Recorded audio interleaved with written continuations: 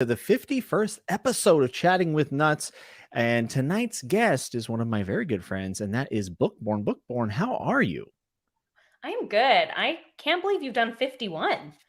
That I number is a big number. It is a big number, and we had a awesome time last week on the 50th episode. I had on Dr. Gregory B. Sadler, who's like a channel I've been watching for a long time, and had just a really fun conversation. It ended up being also about like rock music and stuff, and he's kind of out of our circle, like he's not in the niche. So I was like, I want to do something a little bit different for episode 50, but I knew I had to bring it back home to our circle for 51.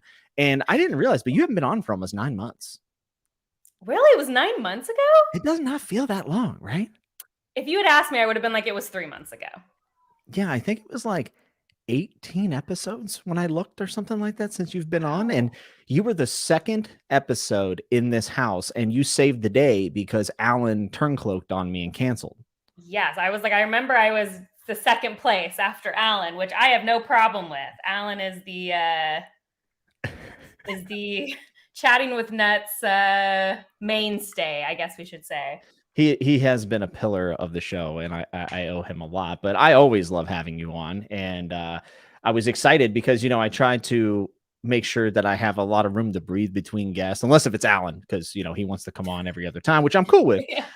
But I was excited because I was like, outlet. He does. Alan needs an outlet, and there's something magnetic about him and I on a screen together. And I think it comes from the fact that I'm a little bit more of a common man, and he's like the elitist. You know what I mean?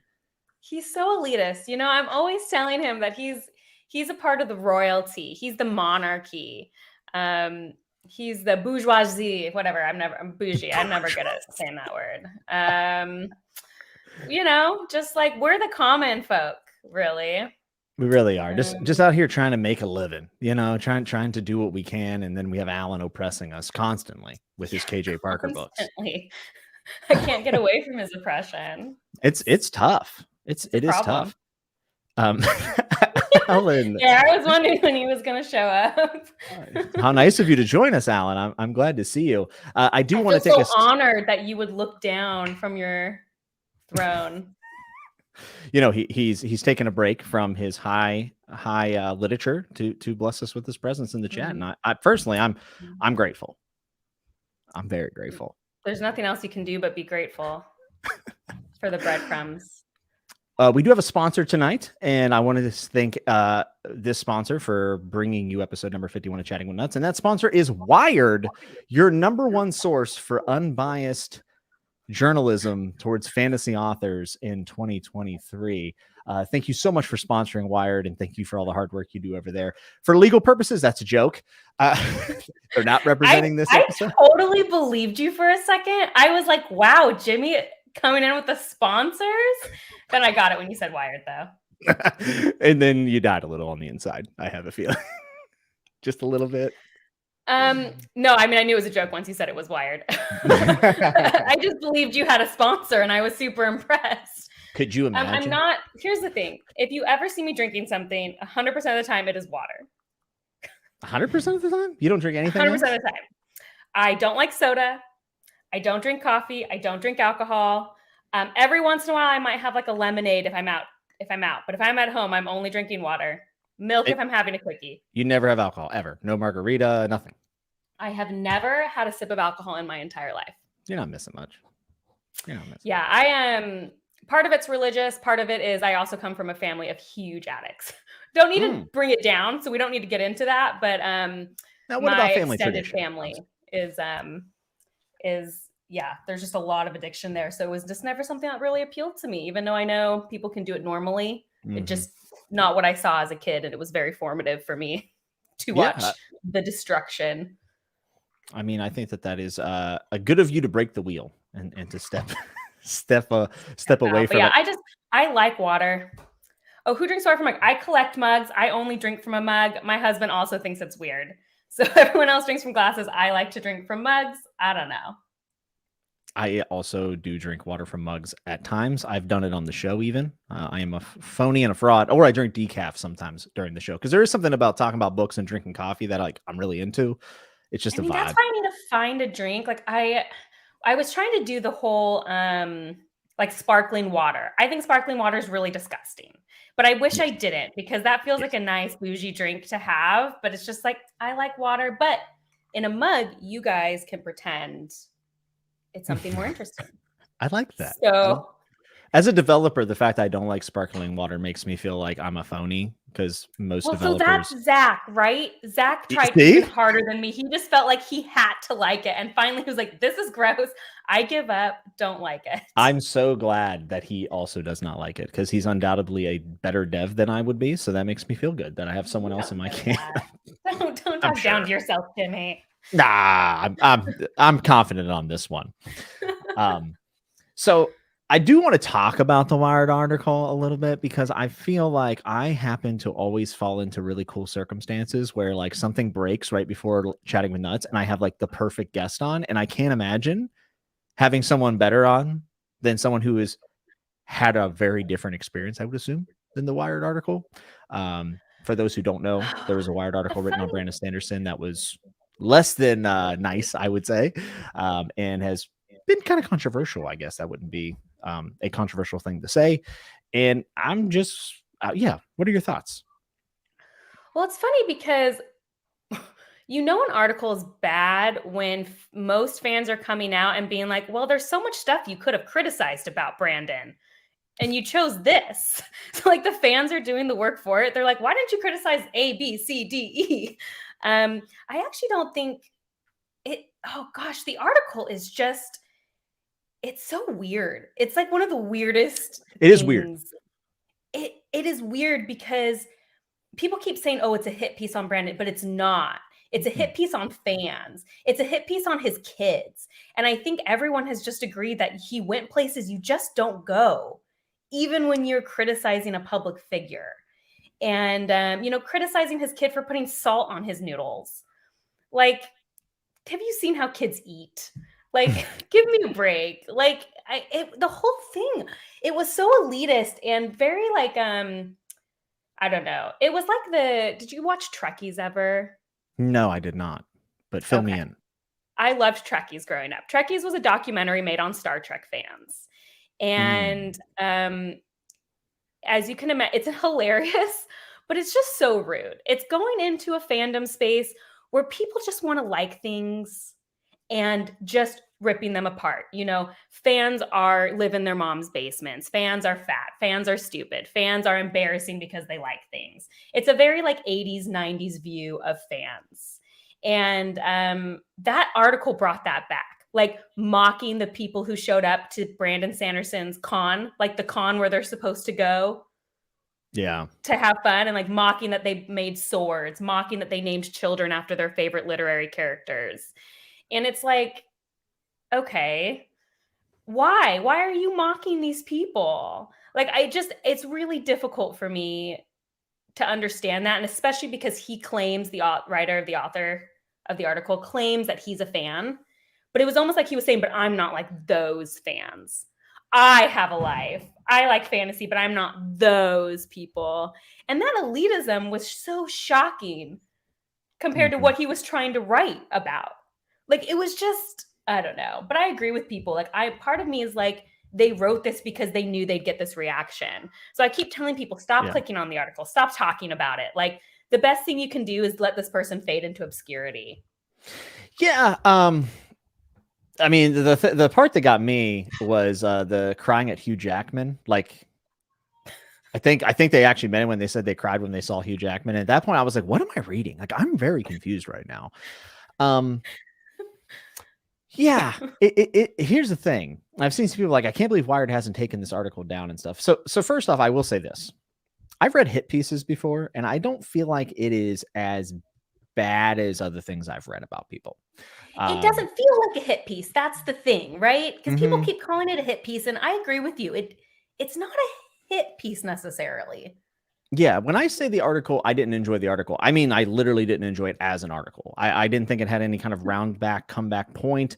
I thought it was written a little oddly, but I also, I guess from this side, like, yeah, I read it and I'm kind of like, well, this guy's cringe. Like, that's all I could say. I was like, this is kind of cringe. But at the same time, there was stuff in the article that I also found cringe that I didn't know, like, about Brandon, right? So it was like, there's like a level to it, but I didn't like the article.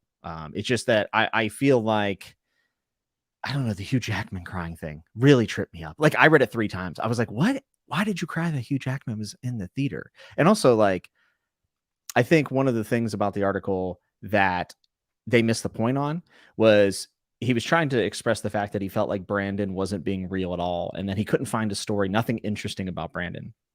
I think he got that wrong. I think that's Brandon. Like, the person he got is Brandon. I think Brandon is without a doubt, an odd guy, but aren't we all? We're all a little, like, I feel like the point of the article was to say Brandon Sanderson is very weird. Tell me you've met a fantasy author that's not weird.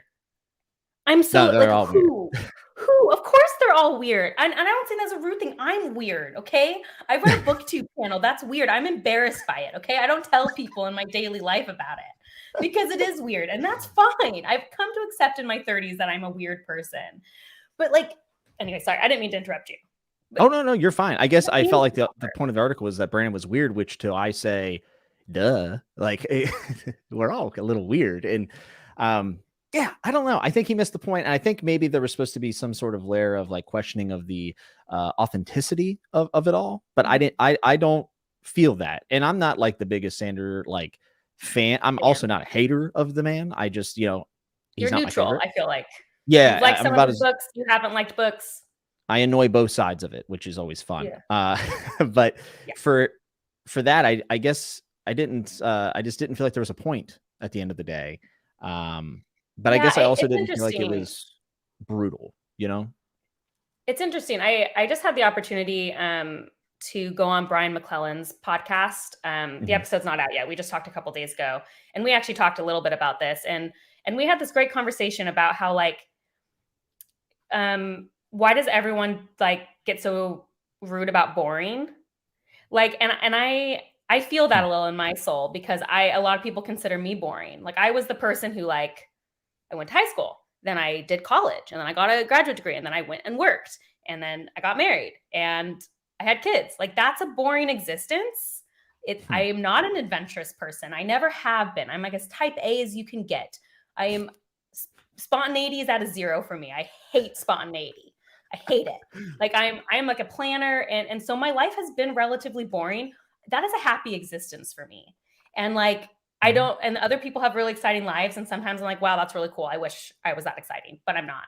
And I think this idea that artists have to be unstable or artists, in fact, if anything, Brandon's relative boringness could be an interesting thing to talk about. Brandon has said before, he doesn't view his books as art. He views it as a job. How is that not interesting? It's different. But yeah, it's not exciting. He has 3 kids. And so I also get annoyed, and that's a personal thing, because I get annoyed when people act like my existence can't be enjoyable because I'm a boring person. That, just because it's not what you want your life to be doesn't mean it's a bad existence. And I think that's the thing. The article just reeked of self-importance in a way that just, I think, rubbed people the wrong way. It wasn't that it was negative. It was the way in which I think it was written. So let me ask you this. Do you think the backlash to it would have been as extreme if he had left out all of the personal antidotes and it was really just about not understanding the fame and kind of the fever around all of this? I think if he had left out the whole section on fans, I think a lot of people really had issue with that section. And I think, yes, if the author had brought less of, I couldn't write this article for 5 months, I was so bored, I was so uninspired, I left awesome San Francisco to go to podunk Salt Lake City. I think if he had left some of that, it just, the whole thing dripped with derision, but not just for Brandon, it was for everybody. I think everyone got sort of offended. And I think if it had just literally been a hit piece on Brandon, I think people would have shrugged it off a lot more. People say rude things about Brandon Sanderson all the time. And I think, and any famous, somewhat famous person, I think people would have shrugged it off. I think it was people I saw were just angry about the fan thing. I think people took it very personally. And people took personally that they said that we view Brandon as a god. The fans were really annoyed by that too. No, we don't. Like maybe there's a few. Well, but yeah, I like would say there is some but concentration. in every celebrity has that, right? Certainly. Like I'm there's a couple other celebrities I like, and I'm always shocked at like, wow, you need to touch grass. Like this Oh yeah. celebrity is just a person. And you know, I'm on the 17th Shard Discord, and the 17th Shard are like the super fans of super fans. And they were like, yeah, we criticize him on the 17th Shard. Like we aren't just like blind. I don't know. The whole thing is just weird. Then I mean, that's what you said, right? It was just like it's a weird article. Yeah, very weird article. And as someone who encourages questioning, like why is this so successful? And other facets of like criticism, I feel like it was kind of like a letdown. And I think there are certainly people who were very overjoyous in the personal attacks because they have, you know, personal issues with Brandon. So I guess for some people that was probably cathartic. But I would have loved to maybe see a piece that was critical, but focused on other things, I guess. So I guess I'll have to wait for a major publication to do that. It's never going to happen. Because I mean, they might. maybe. I feel like that's not true. I feel like major publications do negative articles on celebrities all the time. The problem is if they're written well, they don't get as much publicity. Yes. First, well, definitely. Yeah. You know. But So coming from an optimist side of this, which is weird for me, everyone kind of wins here. I mean, yeah. Like, hear me out. Because he looks like the good guy because he made this really nice response. I don't know if you read it. Yes. Wired wins because they're getting 1 billion clicks. The only person who doesn't win is the fans who let it get to them. And probably the author for a little bit because of the stupid people writing death threats to him on Twitter, because Twitter is a cesspit. Well, yeah, you know, there's always going to be some sort of cost. But I thought about it and I was like, what's the outcome of this? And I was like, okay, people got to band together and show off that they're a community and rally against this negativity, right? Which in itself, you know, getting there is not so fun. But then when you look back and you come together, it kind of feels like you have like a tribe, I guess you would say. And like you said, Wired is it's their #1 article, I guarantee, of this year. It is like, if you Google it, it's the first thing on the top. You don't think so? Of course.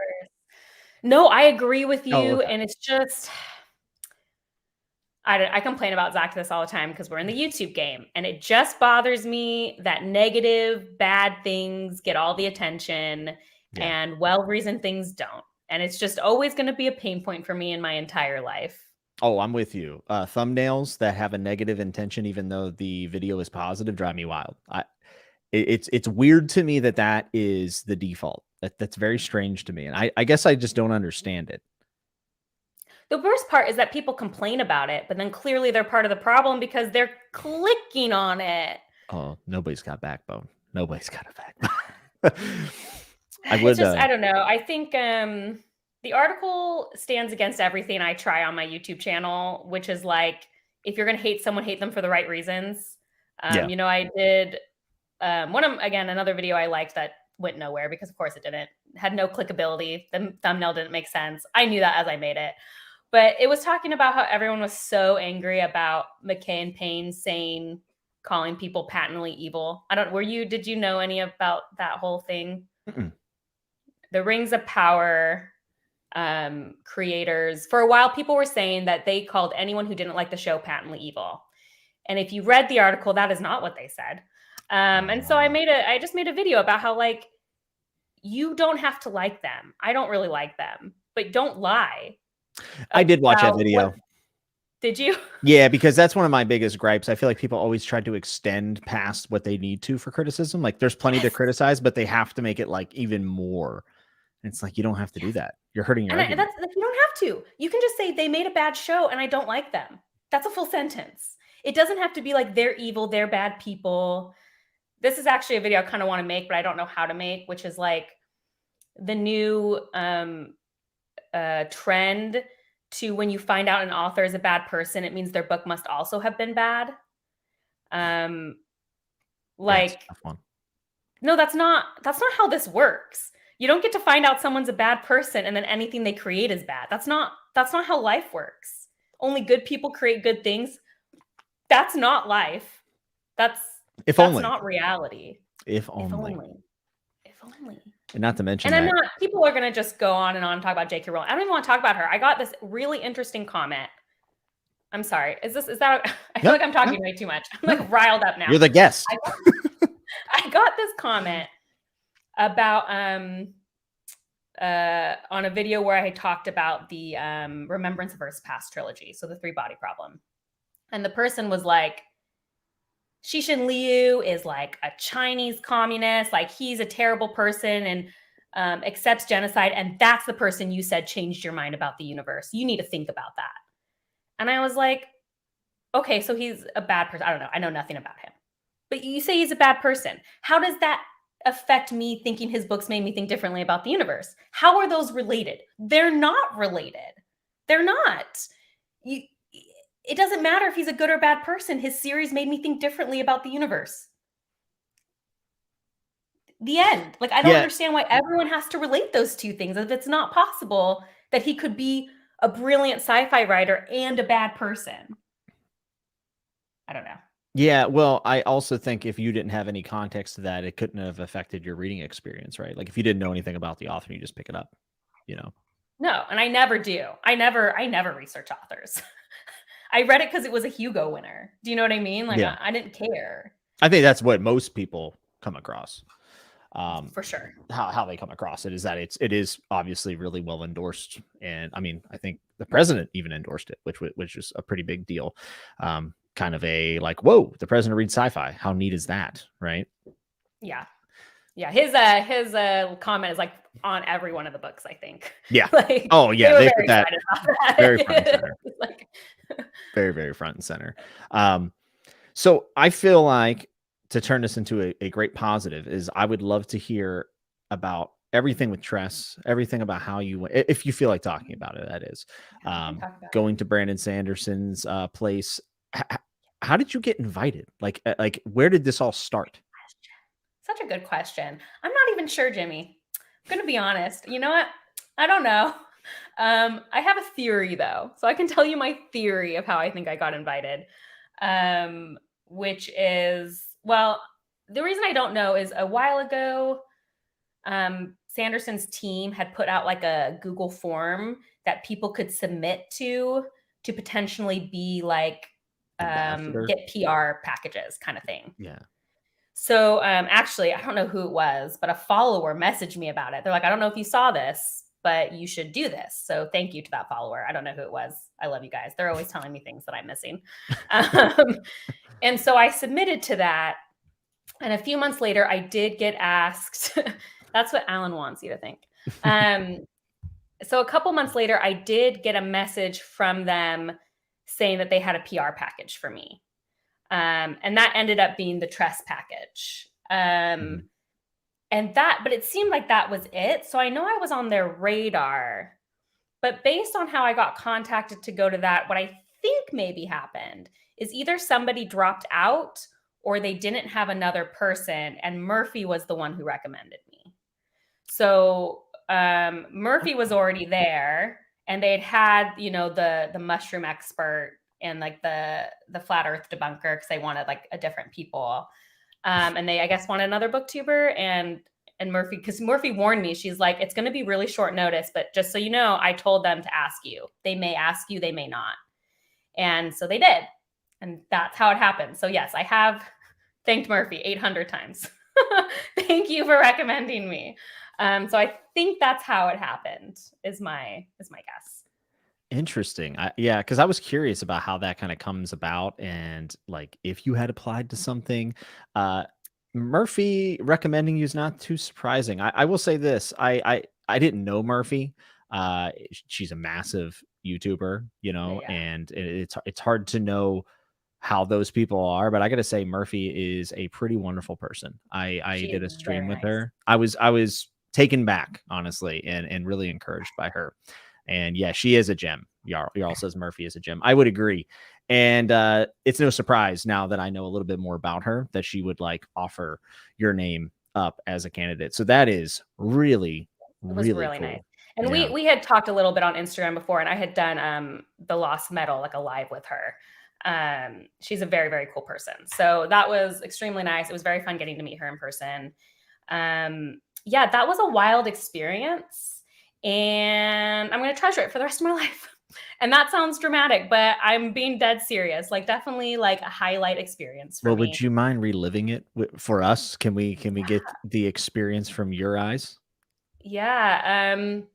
So I did only know like 5 days in advance. Um, That's like I crazy. had to be like You have Murphy kids. actually.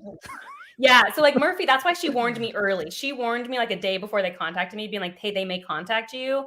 And I wanted to tell you because you have children.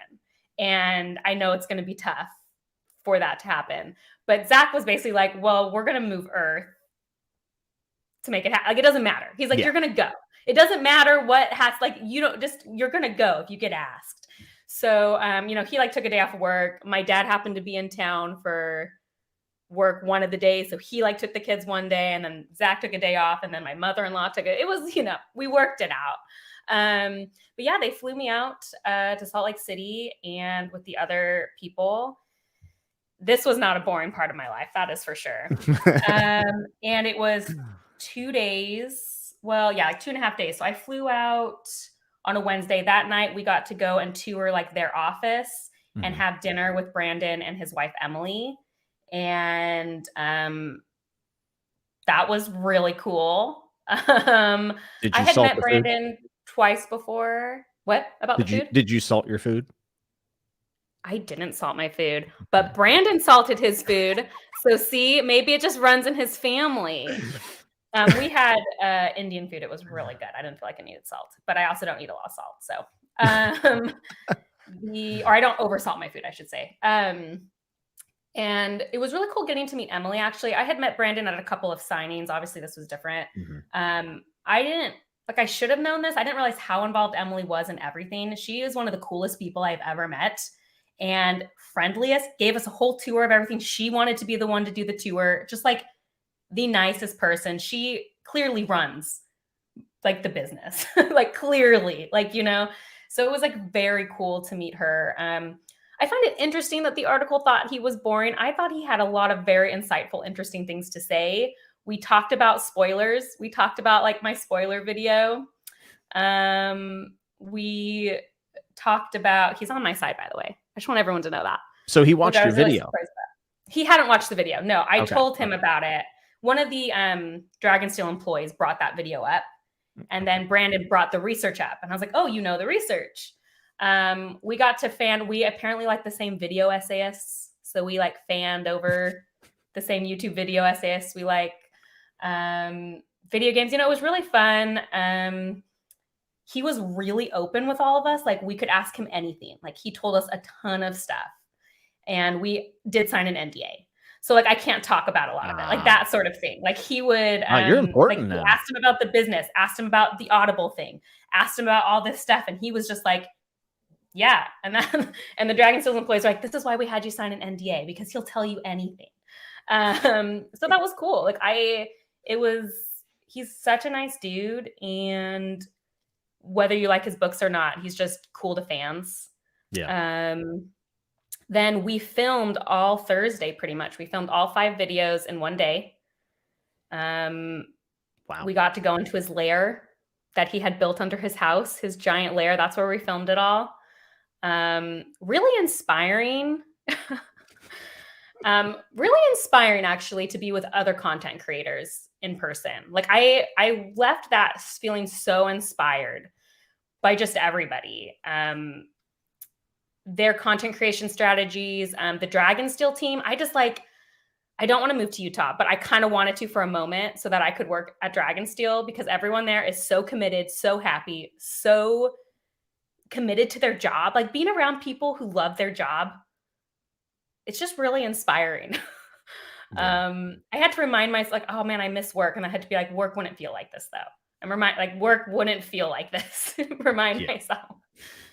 And then the next day we got to do a journal making class, watch him film some podcasting. We watched Murphy film her video. What's a journal making class? We made leather journals. Like, they taught us how to like sew journals, and then we got to burn them. Do you want me to? Mine's right there. Yeah. I definitely need to see this. I am super intrigued. It's I did like a Wheel of Time one. Like, so we sewed the journals, and then like I burned. We learned how to burn stuff into it. Very neat. It was cool. Yeah, I'm talking too much now, but it was a really awesome experience. No, you're not talking too much at all. I want to hear these things because like 99% of us will never get this opportunity, and it sounds pretty neat. Yeah, it was so cool. The Dragonsteel people were great. Oh, we got to watch a movie in his home theater. That was pretty cool. His home theater's crazy. Yeah, it was a once in a lifetime experience. Gonna treasure it a lot. What movie did you watch?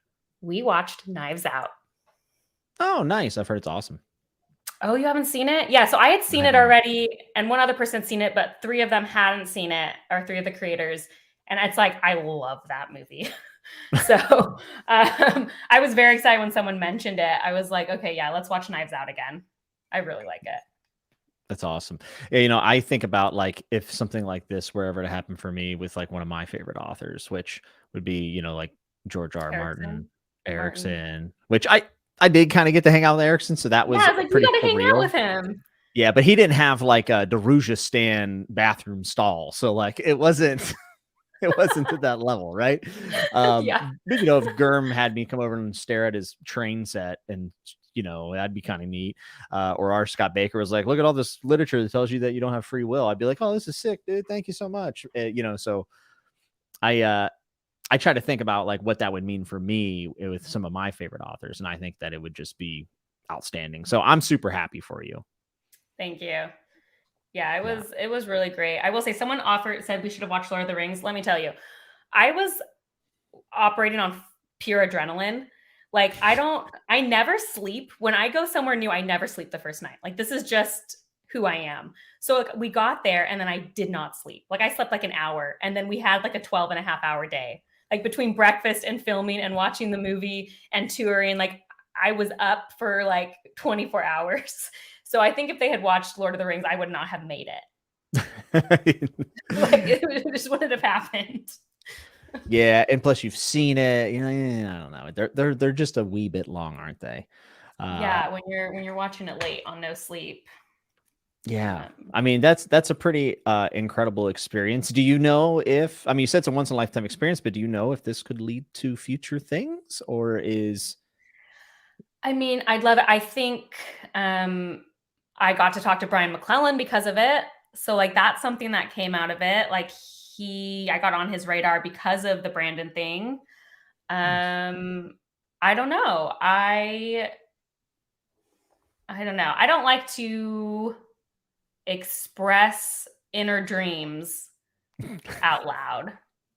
I understand. So I have things in my head that I would hope it would lead to in the future, but I do not know if I am ready to express those out loud. Alan says, did you ask him why he calls it a hope's end? I'm not familiar what this is referring to. Do you? I don't know either. Yeah, I have no idea. Please elaborate in all caps, Alan, if you could. Yeah, please yell it at me.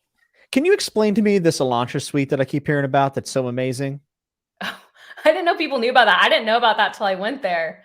It was in the article, and it was in the article. So sorry, I'm like distracted by Alan.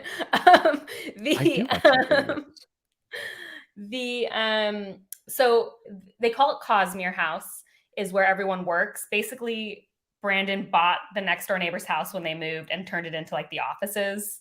And so each room in that house is themed for a book or a short story or a novella. So they're all themed. So the Elantra suite is basically, I guess, where Brandon writes a lot, because he wrote his like first 3 books just sitting in bed because they didn't have an office. So now that he does have an office, he still sometimes needs a bed to like sit in, I guess, because that's what he's used to writing in.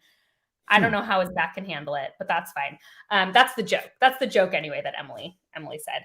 But they have an Elantra suite for guests to come and stay, and it's like they make it look like Elantris. Did you read Elantris? I DNF'd Elantris. Okay, great. Did you get to the point where like it was used to be like a really pretty godly city, right? So it's like they try to make it look like European aristocrat. Like it's all like super rich carpet, velvet drapes. It's like all white, and it's like brocade bedspreads and like huge mirrors, and like it's just like a really fancy room. What's funny about it is like nothing else in the house is like that. So when you go into the room, it's like very like out of place, which I think is what contributes to its grandeur. Yeah. Personally, for me, I was more taken in. They have a lot of the original art. Like they have purchased the original art of a lot of his covers, which like art speaks to me. So like seeing these giant original paintings was like very awesome. Like that's what I actually was attached to. And they also in the lair, they have commissioned stained glass windows of some of their favorite books and his covers. And this may be embarrassing. I was like very moved by it. Like they have a Lord of the Rings one, and it's just like it was very moving to see this in stained glass, to the point where like is now my new life goal to get like something like a book cover in stained glass, because it was so beautiful. Yeah, I could take pictures for myself of that. They don't let anyone post about it because they did that artwork and it's not licensed. Like they license it for personal use, not for like commercial or whatever. So we can't post those photos. But it was very moving. So it's like funny that people like the Elantra suite, but for me it was the artwork that they have was very moving. There's just something moving about seeing original art. I don't know, like a print. It's just not the same. Yeah, I think also seeing something that has been, it's very unique. There's been a lot of time and effort put into something, and it happens to coincide with something that like is pretty niche, which is like fantasy books, right? Yeah. Or books in general. So it's just like, oh wow, like the chances of this ever existing is so low already, and I'm actually getting to see it in a place that is very unlikely I would ever be able to come to. I mean, that's pretty cool. And obviously most of the fantasy books that they loved growing up are ones that I loved. Like there was a couple I didn't know. So seeing those in stained glass, it's just like very, very cool. So if you could have stole one, which one would you have stolen? Ooh, that is a good question. There are a few. Well, the one I really want to steal, we're really not supposed to talk about. So okay, the one I want to steal, because they're going to get in trouble for it. So I won't say what one that one is. So my second one I would steal is for sure the Lord of the Rings one, because that was a really big one, and it tells the whole story through it. And it was like kind of 3D, like the gold is off of it, like 3D glass. I don't know. It was very, very beautiful. The Mistborn one was pretty cool too. Awesome. I liked that one a lot. Yeah. I feel like it would have been on brand if you would have heisted it, Yeah. I needed a little more time though. I'm not quite Kelsier in scope, but maybe Murphy could have been the Kelsier, and like I could have been one of the lesser. Actually, Murphy would have wanted to be Vin. So maybe I don't know. We need to find a Kelsier. Murphy could be Vin. And I don't know who I could be. Someone else. You're not going to cast yourself. I don't see myself in any of the crew members. You're too humble to cast yourself, I think. No, I can be. This will make Alan happy. I can be Ellen, the person who's just reading books at the ball and doesn't really do anything within the concept of the story. That is my favorite thing Ellen did actually in Mistborn, was read a book. I thought that was his best character moment. Oh yeah, you didn't like Mistborn. I like book one. Book one was good. You liked book one. Okay. Mm-hmm. Oh, speaking of Vin. Said you could be Vin, so we could steal one of the art pieces from Brandon's house. Alan says, "Oh, if we only had someone who identified with Kelsey." I don't know a single soul. I don't know anybody. Couldn't be Alan. So you used the word inspired earlier when you were talking about being, at Brandon's place. Coming back from this, I mean, did it set you on any paths, even, idea wise? Like, did it make you want to go out and accomplish things or be more like do more in your creative work? Like, what's that inspiration look like tangibly to you? Um, what it tangibly see, I told you Murphy would be Vin. She actually just got me in trouble for my Vin opinion. That's how I knew that she'd be Vin. Um, anyway, I was inspired to stop being stubborn, is what it was, because I was like, I will never do a short. I will die on the hill that YouTube cannot make me do a short no matter how much they punish my channel. And I came back from talking to people and was like, okay, I'll do a short. Fine. I'll try. I'll try to do it. So I've been dabbling in that unsuccessfully so far. I don't still love it, but I am trying. It was just like, okay, just try to stretch yourself and I don't know, try something new and not be so afraid of like committing to what you thought.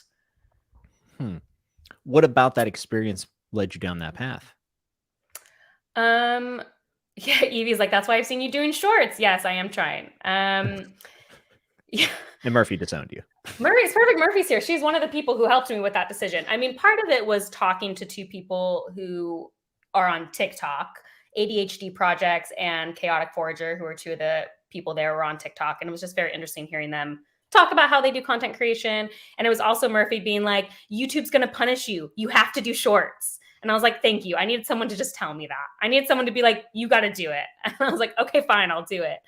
And it was just like being around other successful people. Like I was probably the least successful among all the content creators there, like the smallest content creator.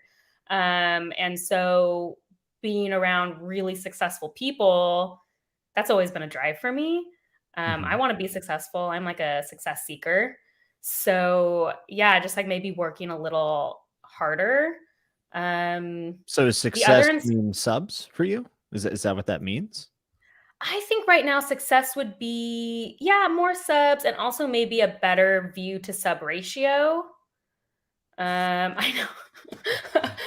This is the best thing about getting a room of content creators together. I'm going to actually share this story because it's very, very funny. So we were having lunch in between filming the 5. I think we like filmed 2 and then had lunch, then filmed 3. And we were all at the table, and Octavia, who's the social media manager for Dragonsteel, was like, oh, so I just have a question. Do any of you guys like think of ever quitting content creation? And I'm not joking. There was not even a second pause. And all 5 of us were like, oh yes, every single day. Like literally as a chorus, everyone was like, yes. And we all just like burst out laughing. Like every one of us was like, we would burn it down like in a second. And which sounds terrible, but it was weird being with people like, because Jimmy, you and I have talked behind the scenes about that a lot, about how like any given day we're ready to just like walk away completely. And so being around a bunch of content creators who were very successful and also like just ruminating in that feeling that was clearly so universal was weirdly inspiring. I know that sounds weird, but to be around people who were like, yeah, we all are struggling. It's exhausting for all of us. We're all trying and sometimes things fail and it's exhausting, made me be like, okay, I can just keep going. Like I can just keep going a little bit. Yeah. I don't know. Does that make sense?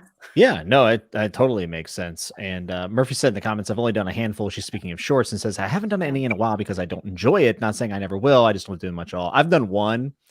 It was fun because it was like a Game of Thrones thing. So I was like, oh, that's kind of cool. But the reason I don't do them is just because simply I don't really enjoy doing them. Like I don't enjoy it either, Jimmy. I actually don't enjoy watching them either. I don't really like. I'm not on TikTok. I'll do an Instagram reel every now and then. And when I say that, I mean like maybe once a week because my wife will send me like a cat one and I'm like, dude, this is hilarious. And then I just put it away. It just doesn't draw me in. And this long form content and then the normal videos I do, it does take up a lot of time. So like, you gotta then jump on and then spend a lot of time to also get these shorts. So even though they're short videos, they're not always just throw them together type deals. So. Well, the thing is like I got on YouTube because I wanted to make long form content. Yeah. Like that's the thing. And second of all, shorts, like some of the shorts I want to do take me a really long time for very little reward and like a very short video. And like I have a couple of short ideas that would be like right now, a lot of my shorts are just taking small clips from my long form videos. Yeah. As just maybe a way to get people in. It hasn't been working, but I'm trying that because it's less work. I literally just hired somebody to go through my videos and clip them for me, so that I didn't have to do it. But like the one I did, my most successful one was a new one where I took clips of me pronouncing things wrong. But even that wasn't like super successful. And I have other ideas.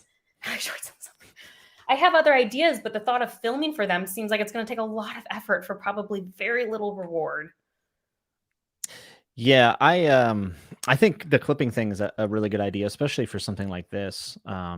This kind of show, right? Like I could clip. Mhm. I mean, me and Alan alone have made clips that could probably last me for a year, but I Yes. then have to sift through 3 hour, 12 3-hour videos and then clip that kind of It's thing. better when you have the idea going in. So like when I went and interviewed Django Wexler and Fonda Lee, I thought I should try to clip this. So while I was interviewing, I made a mental note in my head, here's a good thing, here's a good thing, here's a good thing. And then Mhm. at least I already knew. But going back, it's tough.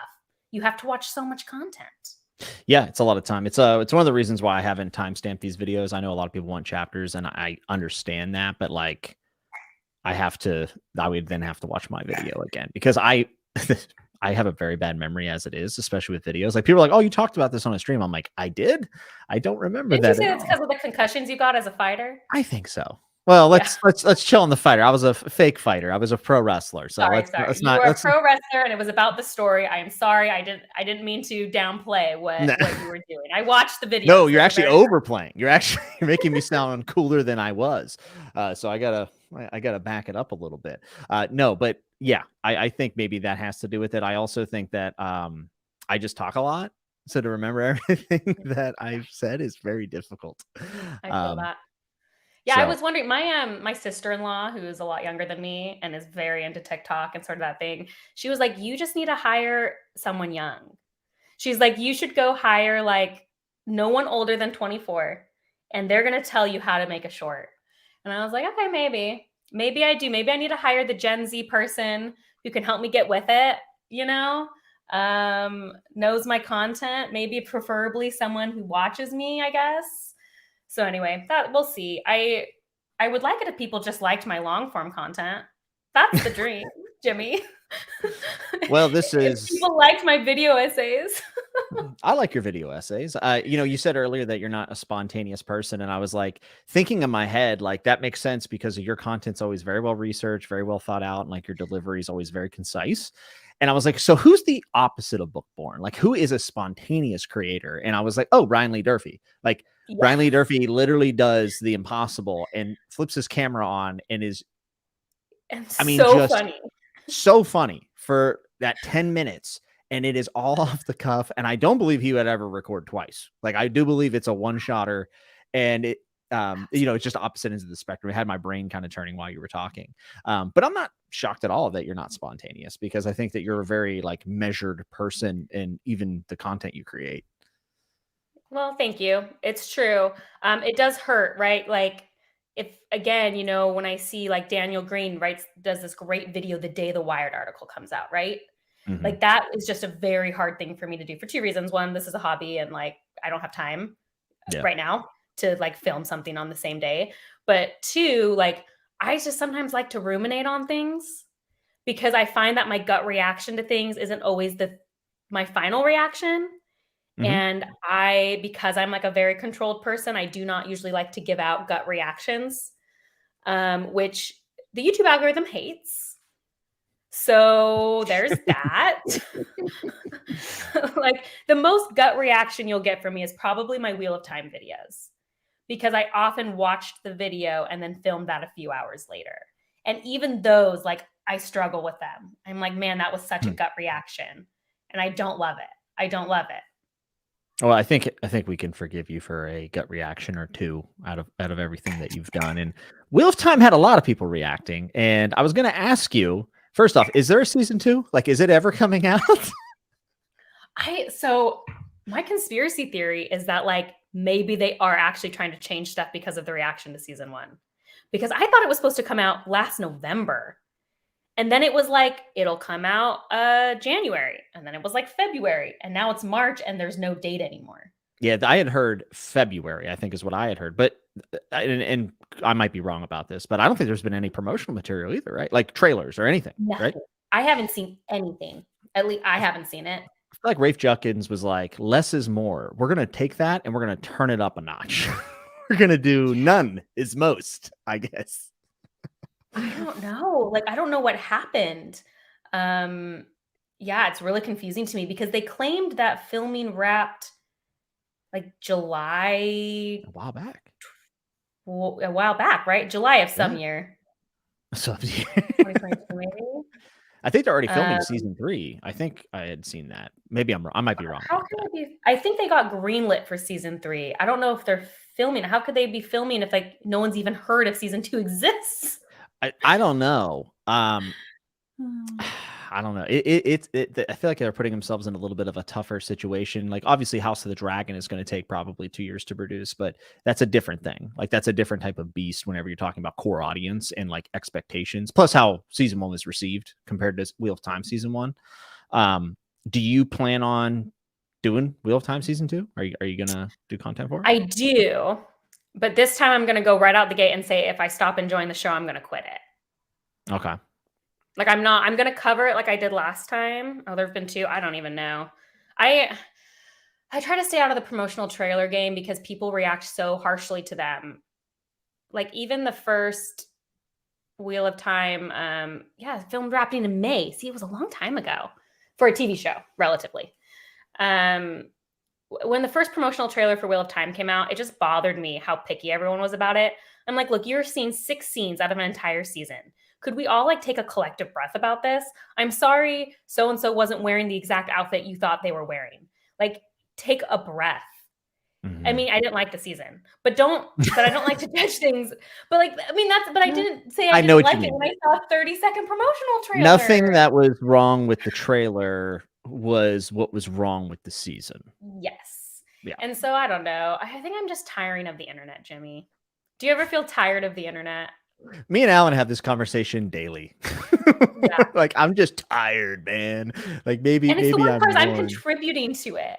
Like I'm on the internet contributing to internet discourse. I'm tired of myself.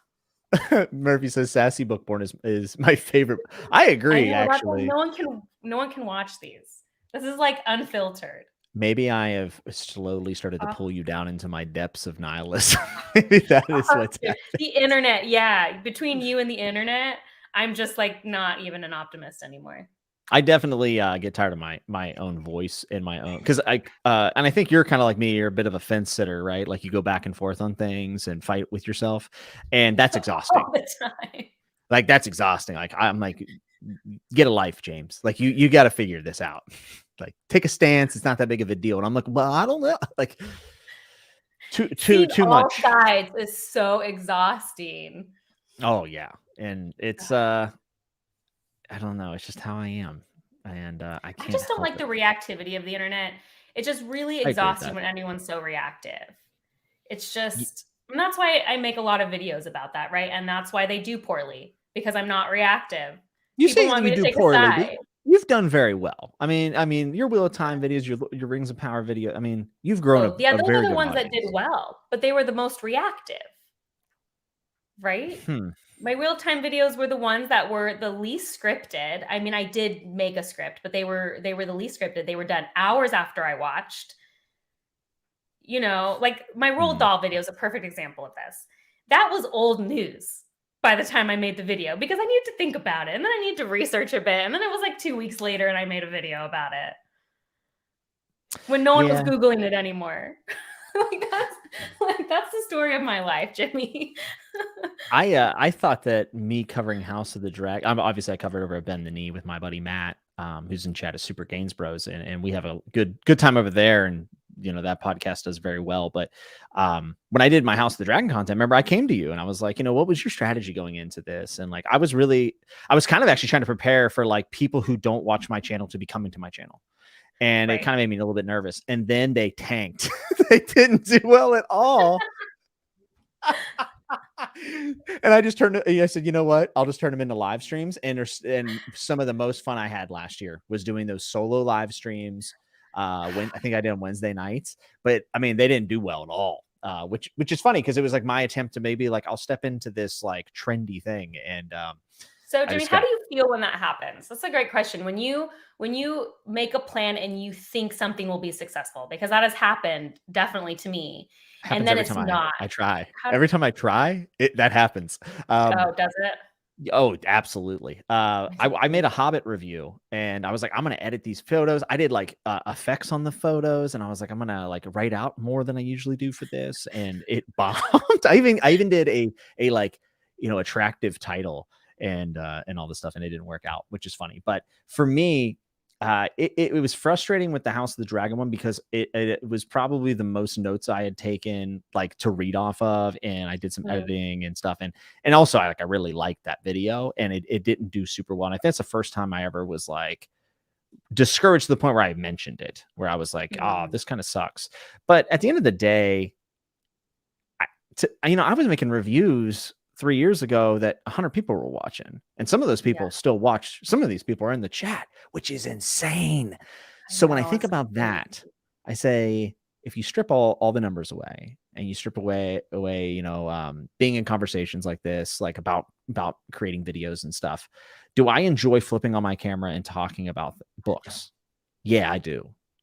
And the day I stop enjoying, that's the day I'll quit. But I'm trying to coach myself into a position where I refuse to let any of the external stuff that I can't control, maybe that I could probably control a little bit, affect me. And I think I'm starting to get there, but it is a back and forth thing and a kind of a daily thing. So at the end of the day, like, I don't know, there's 166 people watching us on a Friday night. That's insane. Insane.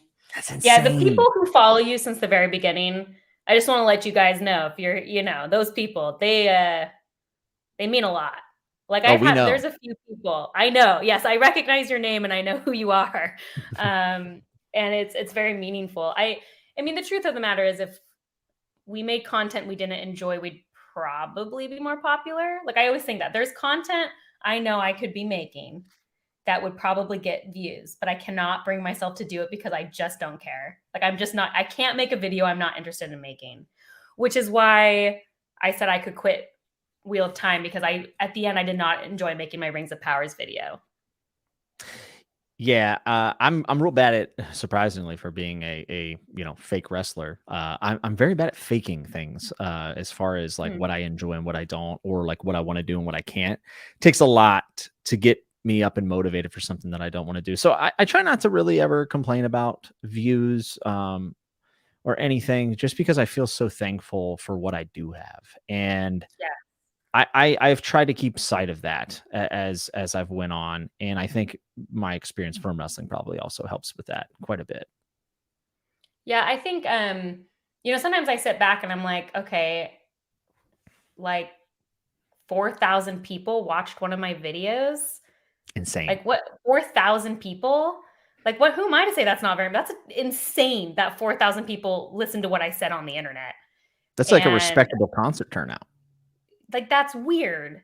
And it's good to get that perspective, because I do, like, I mean, I'm sure we've talked about this a little bit, like with you and wrestling and stuff like that, but it's hard not to chase the ego.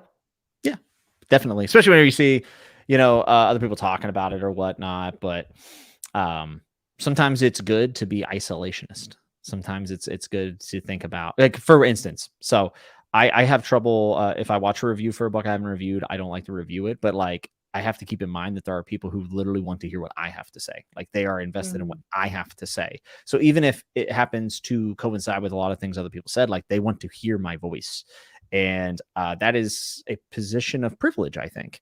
So I there is a piece of it. Obviously, I do this for me because I wanted to do it, but there is some sort of debt that I feel to the people. And I don't mean that in a negative sense. Debt's not like a positive word. Like, no one likes to hear the word debt. I don't mean it like that. No, I get it. Yeah. But, I like that I have that responsibility. It's somehow humbling in a way. Yeah, it is really humbling. And for me, it just I have to get myself out of this mindset. Like I'm the kid who was like straight A's. Like I got my first B, I cried for like 2 weeks. And my And parents had to be like, this is not like you need to like get a grip on yourself. And A's through college, like I am a chaser of the gold star, of the most valuable in my organization. How can I set myself apart at my job? How can more people tell me, that I'm doing what I'm supposed to be doing? And Hmm. and that so like when you get into something like YouTube, which has some very specific, easy ways to have a metric for success, that's measurable, that for me is really hard to ignore, even if there's other better metrics Yeah, for yeah. success. That's totally valid. I have never been an overachiever in my life. Usually I get myself into a position where I am performing terribly and then I have to like make up for it. And then I feel like no one thinks I can. So then I use that as motivation. So I kind of like dig myself into a hole. And then like I create this narrative in my head that it's like a vengeance story. And I'm like, ugh. And then for some reason that works. So I'm a very troubled individual, clearly. Uh, GH says, it's my birthday today and I broke my ankle, so I had to cancel my plans. I'm glad I did now. Thank you both for taking your time to do this. Well, happy birthday. I'm sorry you Happy broke your ankle. birthday. Heal up on the ankle, but we're glad you're here. So, I feel bad that we didn't get to talk about Malazan earlier. You said your favorite was Bone Hunters. I don't know where it is, but I felt bad you had to say that in the chat because I was ranting about no, no, something. no, no, no. I planned on bringing this up because you're reading Dead House Gates right now, right? Uh-huh. And how do you, I mean, your Gardens of the Moon discussion with Kyle was awesome, and it was tickling to hear that you enjoyed it. Like that made me so happy. Yeah, so I'm like a little more than halfway through Dead House Gates. It just takes me a really long time to read Malazan, and it's not because I don't enjoy it. It's Mhm. just a book that takes me a long time. Like I'll sit down, feel like I read for a long time, and it's like 30 pages. So I Yeah. don't know. It just like it just takes a while. Right now I'm enjoying it. I've heard Dead House Gates is very end heavy. Yeah. So I will say right now, I think I at this point enjoyed Gardens of the Moon a little more, Mhm. which is like I know a very unpopular opinion. It's like scary to say that, but I recognize that I'm barely more than halfway through, so I expect the back half of Dead House Gates to maybe blow me away a little more. Well, to give you some solace here, I actually enjoy Gardens of the Moon more than Dead House Gates. Like I think when I did my Dead Mm, House Gates video, I even said that. Now I look back on it and I'm like, man, Dead House Gates is like mm. when you get further away from it, it's like you start thinking about the ramifications of it and you're just like, oh my God. But yeah, it in my opinion, it is back heavy for sure. Yeah, and Um I've definitely had books like that in series. The one I think of a lot is oh, what's the second book? I always get them confused. It's not The Blade itself. It's not The Last Argument of Kings. before they are hanged. Before They Are Hanged. Before They Are Hanged is a book that when I finished, I liked okay. And Mhm. then after I read the trilogy, I was like, Before You Were Hanged was really good. And I Yeah. don't think I realized how good Before You Were Hanged was until I got some distance from it. Like every time I think back, I like that book more and more. So maybe Dead House Gates is kind of like that, where like you need to read another one before you're like, oh, Dead House Gates was really good. Yeah, I mean, there's a lot of people Dead House Gates is their favorite, so I Yeah. do think that it's a very popular selection of that. I felt that way about Dead House Gates and House of Chains. House of Chains, after like closed the final page on book 10, like one of the first things I thought about, other than man, I want to reread this right now, is House of Chains was really good. Like I know that's a weird thing. House of Chains is usually among people's like least favorites, Yeah. um, but I have high hopes for the back half of Dead House Gates for you. I'm just happy that you're giving it a shot, and you seem like you're coming at it with like reasonable expectations, and it's also nice to hear you talk about it because it's more Malazan content. So I Yeah. enjoy that. Yeah. I'll make a lot of melasma. I do think after Dead House Gates, I am going to take a break because I just have been reading a lot of what I have to read recently, like all of the SPFBO reads and then some arcs I've gotten. And I want to read Malazan, but since I'm doing it as a buddy read, it feels like I have to do it at a certain time. And so I was like, I need a break from all of that after Yeah. this. Like I need a month where all I do is read what I feel like reading And what I feel like reading is Age of Madness. And I keep having to put it off because there's all this other stuff I have to read. And I just want to read Age of Madness. And so like, I'm just telling myself like in April, I can read whatever I want. And it's whatever I want is Age of Madness. I mean, I encourage you to read Age of Madness. Everyone does, but I can't get to it. I could see you stepping away after Dead House Gates and then feeling that drawback. Because I think I also took a break after Dead House Gates. And by break, I mean like 2 weeks.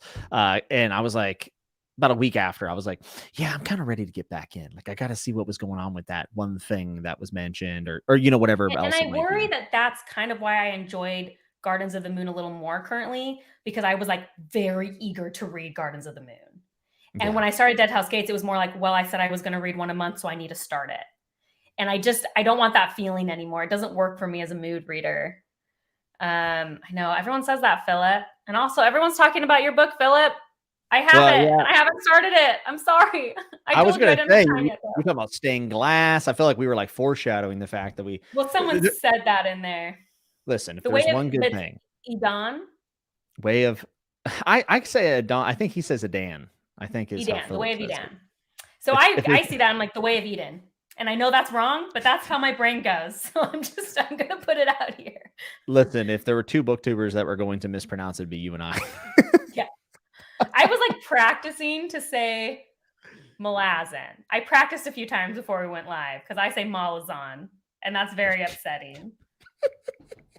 Steven Erickson doesn't care, so no one else should. That's how I. Well, Steven Erickson doesn't care, which is why I went in full force. But then his fans were like, wow, that's interesting. I didn't know there was like a fourth way to say that word. So it was like I got it the most wrong of the wrong ways to say it somehow. Some people would say that you're a visionary. I'm so unique, you know. I'm not like other girls, Jimmy. I'm not like other fantasy readers. I'm like this guy writing the Wired article. I am above fantasy readers. I am above the way you guys say series titles. Listen, if there was one good thing about the Wired article, it's that it stopped the barrage of retweets about Philip's book on my Twitter timeline. Thank God. I was so sick and tired. Listen, you know, I'm doing some work for Philip behind the scenes, and I'm just staring at this book and staring at his writing, and I'm like, okay. And then I go to my Twitter, and it's this way of a Dan, way of a Dan. I'm like, okay. Then I go to my YouTube, and it's way of a Dan, way of a Dan. I know everyone's talking about it. And well, yeah, Philip was very nice enough to give me a copy as well. And I told him, I was like, I want to read this so bad. I will not read it before it comes out. Is that okay? And Philip's very nice. And so he was like, yes, that's okay. I was like, it's just not going to happen. SPFO was too much. Yeah, and I'm just kidding around. I read Philip's book. I finished it a couple days before it came out, and I really, really enjoyed it. And we'll be doing a discussion with Murphy, Alan, Joanna, and Philip. I believe we're recording it tomorrow, but I don't know when it'll be released. That is like a stacked. That is a stacked live. It's about as good as it gets. I mean, you know, you got me on there headlining. Bougie. I guess I got to stop saying Alan's bougie. I guess I got to start saying you're bougie, Jimmy. I don't think I'm bougie. I wear the same 3 shirts on every broadcast. Well, you know what they say? They say the truly rich buy clothes that make them not look rich. So it's like, we just don't know that your same 3 t-shirts didn't cost hundreds of dollars. So like, right, you're wearing the same 3 t-shirts, but they were like hundreds of dollars, you know, like it's the. They are in fact not Balenciaga. They are Hot Topic. It's the Mark Zuckerberg approach to dressing. I think half of my dresser drawer is just Redbubble shirts from Malazan. Like I have a Chain of Dogs shirt. That's what you want us to believe. Here's the thing about Chain of Dogs. I am currently in part 3 of Dead House Gates that was titled Chain of Dogs, and yet no dogs have been chained. There have been no chain of dogs. Wait, you want them to chain dogs? What's wrong with you? Yes, that's exactly what I want. What I want is that everyone's been hyping it up, and I'm in part 3, and I am like a decent way, like 100 pages into part 3, and nothing that has been reminiscent of a chain of dogs has come up. Listen, just you wait, okay? Just give it some time. It's only been 700 pages, okay? Give it some time. It's only been 700 pages. You know what's so funny is Murphy. Well, we're cooler, Murphy. We're not. Philip's really cool. Oh, I'm definitely. I'm glad you're here. I'm certainly. I sent out to somebody on an SPFBO book. I said something like slightly critical about one of the books in our like judges chat, like, oh, I'm not feeling this character, but it's only 250 pages in, so I probably will change my mind. And the person responded like, that's how I know you read fantasy, because you're like, it's only 250 pages in. It's not enough for me to make a judgment on the book. And even Mal, like right now, I think I'm on page 480, and I'm like, well, it's only page 480. So like a lot could change. Yeah, I mean, I'm reading Song for Arbonne by Gavriel Kay, and it's 511 pages, and I'm like, that's a breeze. We're good. Like I can finish that in a few days. By the way, that book is amazing. Is it amazing? So good. So good. Gavriel Kay is so talented. I know. He's an author that has been on my list for a really long time, and I just haven't had time. I mean, the fact that he writes standalones is a godsend. So rare. It is rare, and they're good. If anything, I wish his standalones were series, because he does such a good job of building out the world, and like it's all like very consistent. And when it does contradict itself, it's in like the proper human way. Does that make sense? Like, yes, like that is a human contradiction that I probably can't see that I do every day. Oh God, it is so good. I always talk about that. There's some people who will deride some books as having oh, this is contradictory. It's like it's a plot hole because this person didn't act perfectly. They made bad decisions. And I'm like, yeah, okay. Can you tell me about your life? Let me hear about some of the decisions you've made in your life.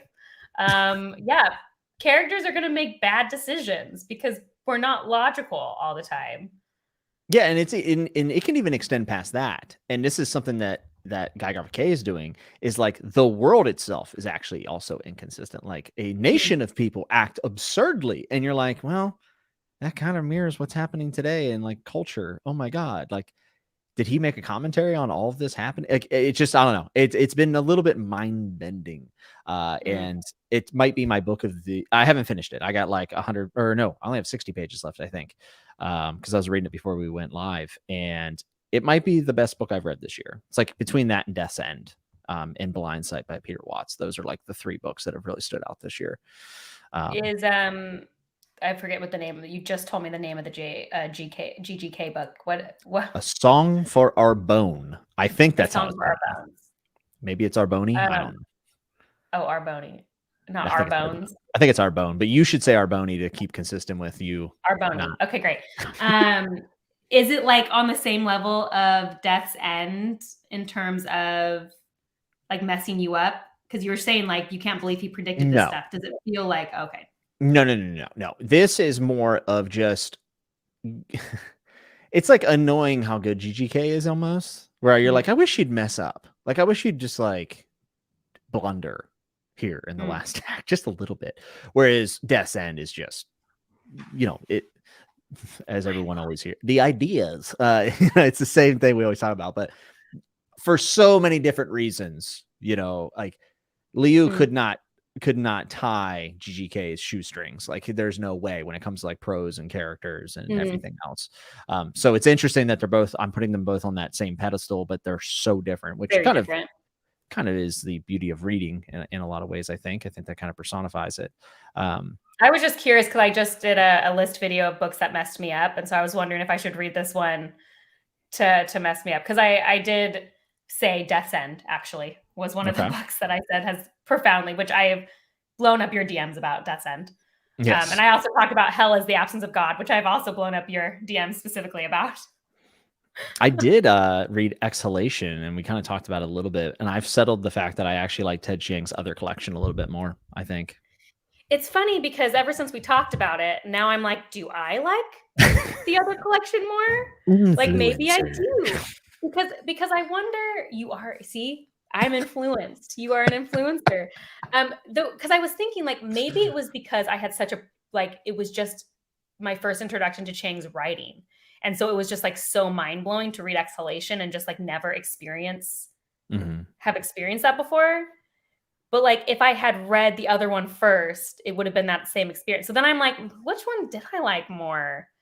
I don't know. I've never felt two things so closely tied. Like I've just never read two collections that were just so good. Yeah, I felt like Exhalation was more consistent in its theme throughout. the collection. Definitely. And maybe I missed that in your stories of your life and others, but for me it was just the concepts. I just, and it's, you know, it's conceptual sci-fi, and I just found the concepts of stories of your life and others to just hit home. Like I felt like even you and I, we discussed more about those stories. You know, the Yeah. other ones was kind of like, oh, there's no free will. Well, That's crazy. exhalation, I feel like if I said the themes of the two, exhalation feels more technology focused to me. How does Mhm. technology influence people? Whereas stories of your life, I actually felt like had a much more of a religious bent. How does belief? I guess I wouldn't necessarily say religion. How does belief? How do people's beliefs affect their And life? maybe order of the universe. Order of the universe. Yes, that is a great way to say it. And so I think in some ways, order of the universe is going to hit home maybe a little closer to the heart than Mhm. tech. So like exhalation was a great process for me intellectually, whereas I feel like stories in your life was maybe a little bit more in the heart where Yeah. it affected me. Does that make sense? Yeah, I think stories of your life and others, because I'm of the McCarthy camp where I believe that death is the only order. Like I Mhm. read that quote from him and I was like, oh yeah, that I'm in. I love it. And I feel like stories of your life and others takes that stance at some points, but also takes other stances. And Mm. it's like a very challenge. And I don't mean like just reading it being challenging, but like personally, I found it challenging. Yes. And I like that. I kind of like to be put on the back foot and a little bit uncomfortable. If you're looking for a sci-fi that'll mess you up, I Oh, got one. great. But I I don't do. know if you like it. Like I can't, like I say this, but if you DNF it, we're straight. Like I don't care. Let me write it Um, down. yes. So Media Death Cult did a video about it, and my friend Nick also kind of told me about it. And it is Blind Sight by Peter Watts, and Blind it side is or blind sight? blind blind sight, and it is one word. It's 300 Blind sight. pages. 300 Um, pages. 300 pages, and I it's can a get that done in an afternoon, Jimmy. shit. No, I'm Oh, we kidding. I can do can't. it. But that sounds amazing. 300 I will pages. send it to you because I'm so unconfident that you'll like it. But to give you you will at least appreciate the ideas, because in the back of the book, he cites peer-reviewed research journals for every Yes. idea he had. And yeah, I knew you would love that. That's So absolutely my jam. it is a vampiric first contact novel. Okay. I actually think I And might like this. and it questions, what, if any, purpose does consciousness serve? Ooh. I love this book. Like and it's very like his writing style is very distinct. Like you're gonna know it's a Peter Watts book when you read it. Mm. It happened to land with me. I do know some people who didn't, but I think he gets into Is it biology. weird? Is it a weird book? It's weird. Because I'm just saying I like weird. I feel like a lot of people who don't like some books and they're like, it's too weird. Like it almost can't get too weird for me. You're good, because here's the thing: not only first contact, vampire, these people are on a spaceship, but also this is set in the future. So you're also learning about all the changes that have happened to humanity over these Mm. 300 pages. So it's not just like out of the box, like I'm on Facebook and an alien came. It's like, oh, people aren't even having physical real life interactions romantically anymore. It's all in VR. And you're like, wait, what? And they call it like first person experience whenever you do it. And that's like taboo and old school. Like we don't do, why would you do that? It's less enjoyable. It's so Well, weird. that gives me very like Death End's vibe, right? Because Death End goes through a lot of different Yes. like ways about how the humans interact over the generations, hundreds of years you follow. It it definitely has that trippiness to it. And I have found that watching Peter Watts has done a ton of interviews. And you think I'm pessimistic. My God, this guy is the Oh king. no, you're giving me Um, more pessimistic books. Does that mean I get to force you to read something that's like all happy and like like lovey and optimistic? I mean, I will take, I read widely. I'll take any recommendation that you may have. I don't think his book, I mean, when you think about what it comes down to, it is very bleak and nihilistic, but I don't think it is as, it's not as big of a downer as it seems. If you listen to his talks after, Then it it feels gets a more. little dicey, but you Hey, are going Murphy's to, shooting bullets though in the chat. oh, let's see. The question is, Jimmy, have you read the book I recommended you? This is a test. Choose wisely. The posthumous memoirs of Bras Kubas, I think is how you say it. And I have it downstairs and I am going to read it, but I have not read it yet. But when I do, we should do a discussion. I So think the it'd be funny great. thing is, I'm like, I really, really want to read the books I own that I haven't read. I have 20, I think it's 25 books that I own and haven't read. And I can get that done in a year. 25? Yeah, because I don't like to buy things I don't read, Jimmy. The 25 is like so anxiety inducing to me. Like I stare at that check. I won't put them on my bookshelf because I haven't read them. They're not allowed to go on my bookshelf. So I just stare at them. So I wanted to get them done. Text failed. Unsub. But the problem is, so I said I wasn't going to buy anything. I was only going to read books I own. But the issue is like that book sounds like exactly what I want to read right now. I will send you a copy of Blindside. I will gift you, because I also will feel really bad if you're like, this is drivel. And I'll be like, no. I buy books all the time I hate. People always are sad about that. I'm like, I don't care. I don't care. I like the experience of reading. Jimmy forgot about Hillary's anxiety.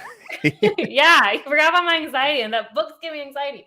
My house would send you into a downward spiral then, because I have well over 100. Probably hundreds. Well, what sends me into a downward spiral is that Zach just buys books he doesn't read all the time. Like that's the ironic thing. Zach loves talking about this because he is the one who bought Grace of Kings in 2017 by Ken Leo, and he never read it. And it bothered me so much that this book was sitting on our shelf unread. So then I read it. So like, I take on the burden where I have to read all the books he buys that he doesn't read. Well, look at this. Arian Sun says Blindside is copyright free. You can get the ebook for free. I'm probably still going to buy it because I hate reading ebooks.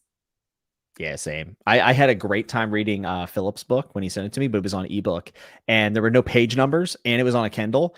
And I was like, when you don't have page numbers, like I feel like I'm not making progress. And I know that's like my little stupid brain talking me down. I hate it too.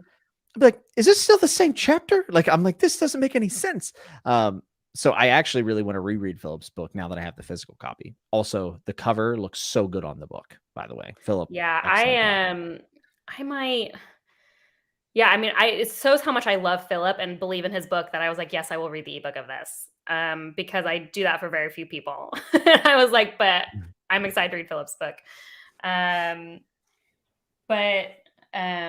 Anyway, I was thinking of, you said something earlier about how stories of your life affected you differently. And I think that's why Hell is the Absence of God is my favorite of all of his stories, because like when something changes you, and that's why I love sci-fi actually, now that I'm trying to read more sci-fi. I was such a fantasy reader. I mean, I love fantasy, but I do find that sci-fi tends to make me re-examine beliefs more than fantasy does.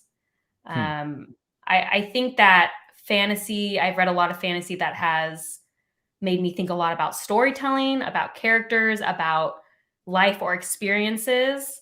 But sci-fi has made me like challenge myself the most. Yeah. In terms of how I think. And that might just be the sci-fi I am reading. I think I tend to seek out sci-fi that is like Ted Chiang's sci-fi. Like high concept. That's the kind of sci-fi I like, where it's conceptual, like conceptual sci-fi. Obviously not all sci-fi is like super conceptual. Daniel here says, have you read A Fire Upon the Deep? You'd probably like that. I have not. I know Alan read it, and I believe Alan loves that book. I think I might be misquoted, but it's been on my TBR for a long time, but I'm not even actually sure the premise of it, to be honest. What is Understand? I know you just put that up there. I just realized Understand. Which story was that? Do you remember which one Understand was? I do not. You tell us, Matthias. Yes, please. Matthias. Just You're watching a real person, so I feel really bad mispronouncing your name. See, watching I don't care you about triple guess yourself in real time. Yeah, that's my brain reading books. Oh, the one about the guy who gets smarter and smarter. That one. I didn't dislike any of the stories in that collection. The Tower of Babel one was the one I was kind of the most disappointed by, because I thought that was such a cool concept and I wish you would have done maybe something else with it, but it was still really good. See you, Murphy. Finish your book, and I'll read the one you recommended. I promise. You guys can talk about it tomorrow. I wanted to ask you about this because, Philip's book came out. Philip is a pillar of this community here in our little corner of YouTube, and is a great guy. And I also think very worthy of people reading his book and rating his work and all this stuff. But there is the whole thing of like Philip is a part of our community, so like reviewing that book then becomes a little odd. At the very least, different than reviewing something like a Name of the Wind or something like that. Definitely. And I actually thought of you because your husband publishes books. And I believe you said this, and you can correct me if I'm wrong, but you said you would never review one of Zach's books, right? Correct. So can you go into like your thought process on that? And was it always that way? Like, did you know from the get-go you didn't want to do that? And have you ever thought about reversing that position? Yes, I knew from the get-go. No, I've never thought about reversing it. I am super firm on it. I mean, originally part of it was like, ideally we wouldn't have been connected in any way. That just ended really quickly. Like, I mean, it's not necessarily true. People are still discovering it and are like really weirded out. They're like, "Oh, you're married to Zach Argyle," or he'll get people like, "Oh, you're married to Bookborn?" Like, what? And like a lot of times, like it'll be like the background. Like he'll get on a live and they're like, "That's Bookborn's background." He's like, "Yeah, we're married." But I just like nepotism. Why would anyone take a review I said seriously about my husband's books? There's something so disingenuous about that. And exactly, Philip. And then finally, I have been so in the process of those books as an alpha reader and a beta reader and a gamma reader, like every process, that I actually don't think I have a true vision of what the finished product is. Wow. Especially like with Voice of War, the book that is on the shelf is like extremely different from the first draft. And I still sometimes get them confused. And like, especially, I don't think he'd mind me saying this, like the main character. So me and our other really good friend, Brandon, were the ones who alpha read that book. And we both said the same thing. Like, Chris doesn't feel like a character. Chris doesn't have enough. Like the other characters are so much more interesting. And so Zach actually changed quite a bit about the main character. And so but the first time I read that book, it was with a different main character kind of. And so it's hard for me to read it with fresh eyes, I guess, if that makes sense. I've always known about the twist. I have known about the major plot points. So when I am reading it, I am not having the same experience other people are having. Yeah. So have you ever worried that you've given bad advice?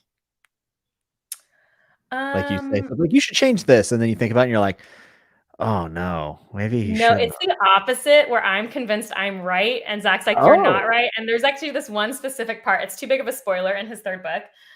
You could, if you've read his third book, I'll say this to anyone in the chat, you can ask him about what it was because he loves telling this story. I hated it. And I was like, you need to take this out. And he's like, you're wrong. People will love this. And he gets so many comments about how many people love that part. So you were wrong. I was wrong. And basically he told me, I forget if it was him who said this. It might've been our friend Brandon, but it was basically like, well, if there's anything sentimental, Hillary won't like it and you can't listen to her. Like if there's anything sentimental, like she's going to be wrong about it. And like, that's what he told me. He's like, well, this is sentimental and you don't like sentimental. So you're wrong. And I'm going to keep it. But there's few. I think most of the stuff I comment on, he usually agrees. In general, there's been very few things like that he's like, no, you're definitely wrong on this. And I don't take it personally. Yeah, I've always so I've been asked to beta read some stuff before, and I always get really nervous because first thought is like, what if I read and I don't have anything to add? Then it feels like kind of bad. And then I'm always like, well, what if I'm looking at it with like too much of a critical eye? You know what I'm saying? Like there's definitely that. I worried about that when I read Philip's book. I was like, am I going to be overcritical because this is Philip? And fortunately, I was able to push Philip completely out of my mind, to push that rackety old tennis player professor directly out of my brain. I'm just kidding, Philip. But I was able to separate him from I'm his disagreeing work. with you. I'm just like nodding. Yeah, you're like, he is raggedy, isn't he?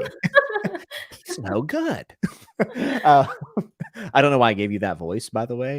No, it's okay. I accept it. But I was able to distance Philip from the work, and actually that told me that I was like, this is good. This is good because I'm not thinking like, Philip, you're so sly. Maybe once or twice I had thought about him in the reading, but very, very rare and was able to formulate thoughts without even really considering that he was the author. So that's what I was excited about when I finished it up. And that's why I felt confident to kind of give a rating on Goodreads for it. I'm still undetermined if I'm going to do a video yet or not. I did my Cardinal Sin that I mentioned earlier, and I watched a review, and Alan's review was so good. And then Joanna's video was so good. I'm like, okay, there's nothing left to say. Like, I'm going to do a video after no one cares anymore, because that, as you know, is the way I do things. No, alpha or beta reading is a very interesting thing. Beta reading is a very interesting thing. And I would say that, I mean, I don't know this, like, this is whatever. Just being in the self-published community, I think self-published authors need to be like really careful about who they choose for their beta readers. Zach's writing books that I read, and the friend Brandon reads. So we are his audience. So in that way, I think we are qualified sometimes to give critique. I think often people will sometimes just have their friends read their book and critique it. But if your friends are not a part of the core audience you expect to be reading it, they probably cannot give you the advice that you need. Yeah. And I think it's like choosing those readers, you've got to be very careful about it. Because the interesting thing is, like I said, my friend Brandon and I often agreed on our critiques. Like, and that's when Zach really found it the most interesting, is like how often we would say the same thing. And that's when he could really tell that something was there that needed to change. By the third book, he ended up having 4 beta readers. But so I think that's kind of an important part. And the other thing about beta reading that's hard is, like, it's really easy to get caught up in only saying the bad things. Like sometimes, because that's what I'm there to do. I'm there to critique. And so sometimes I had to step back and be like, but by the way, like, I really liked this scene. Like, I know I just said the problem with it, but like, I liked it. Like, it's good, it's just like a hard balance with beta reading. Yeah, it is. And it goes way, way further, I think, than reviewing something, right? Like, way further. You have to consider such different things. How are people going to connect to this character? Does this make sense for the overall story? Some of the things I changed or asked him to change in the book was some of the stuff with his mother character. Like, and that was something I was uniquely able to talk about. Like, that's, he has a scene with like postpartum depression. And I was like, well, you almost got it right, but it wasn't quite right. And here's how it's different. And so there's some critiques like that I felt very confident in talking about. But yeah, there's some that you're like, well, I could change that and I could be wrong. I don't know. It's an interesting thing. It is. And then I think even for the author, it's way more difficult, right? Because like, how much do you let in? When do you let people in your process is also a big thing. I know Stephen King says that he likes what he says. He writes with the door closed, and he just writes the story, and then he starts to consider the reader, and he starts to consider, oh, hey, I don't have any female characters in this book. That's probably not great, right? Why wouldn't there be women in this world, right? So, like, when do you open that door? When do you invite the criticism and the feedback, and who you get it from? Obviously, is a really big piece too. And how do you have any perspective about what you've done? I mean, even like, I don't know if you feel that way about YouTube. Like, I make a video and I think it's good, and then sometimes I'm like, this sucks, or maybe it's good. I don't know. Yeah, I'm actually thinking about doing a video because I got a comment, and it was kind of I wouldn't say questioning me, but saying, hey, because I did a Shadow of What Was Lost by James Islington review. And I was critical of the book, mixed review, I think is what I ended up labeling it as, or maybe mostly positive. And they kind of said, yeah, like, I hear what you're saying. I actually agree with you. But like, I noticed that you also like this series, where I think a lot of these criticisms also, hold weight. And that's a very interesting thing, because I agree with that person. And I'm like, you know what? You're actually not wrong. Now, I did think that there was a little bit more to praise in this other series, even though it's been a while since I've read it. And I do think that if I read it now, I'd have more critiques. But it's like, how is a viewer supposed to view something that I reviewed 3 years ago? You don't delete them, you know? So maybe it's worth, and this is what I think it's worth making a video talking about how my taste has evolved and why I still stand by some of those old reviews, even though if they were a bit hyperbolic, because at the time I wasn't as well read or hadn't refined my taste as much.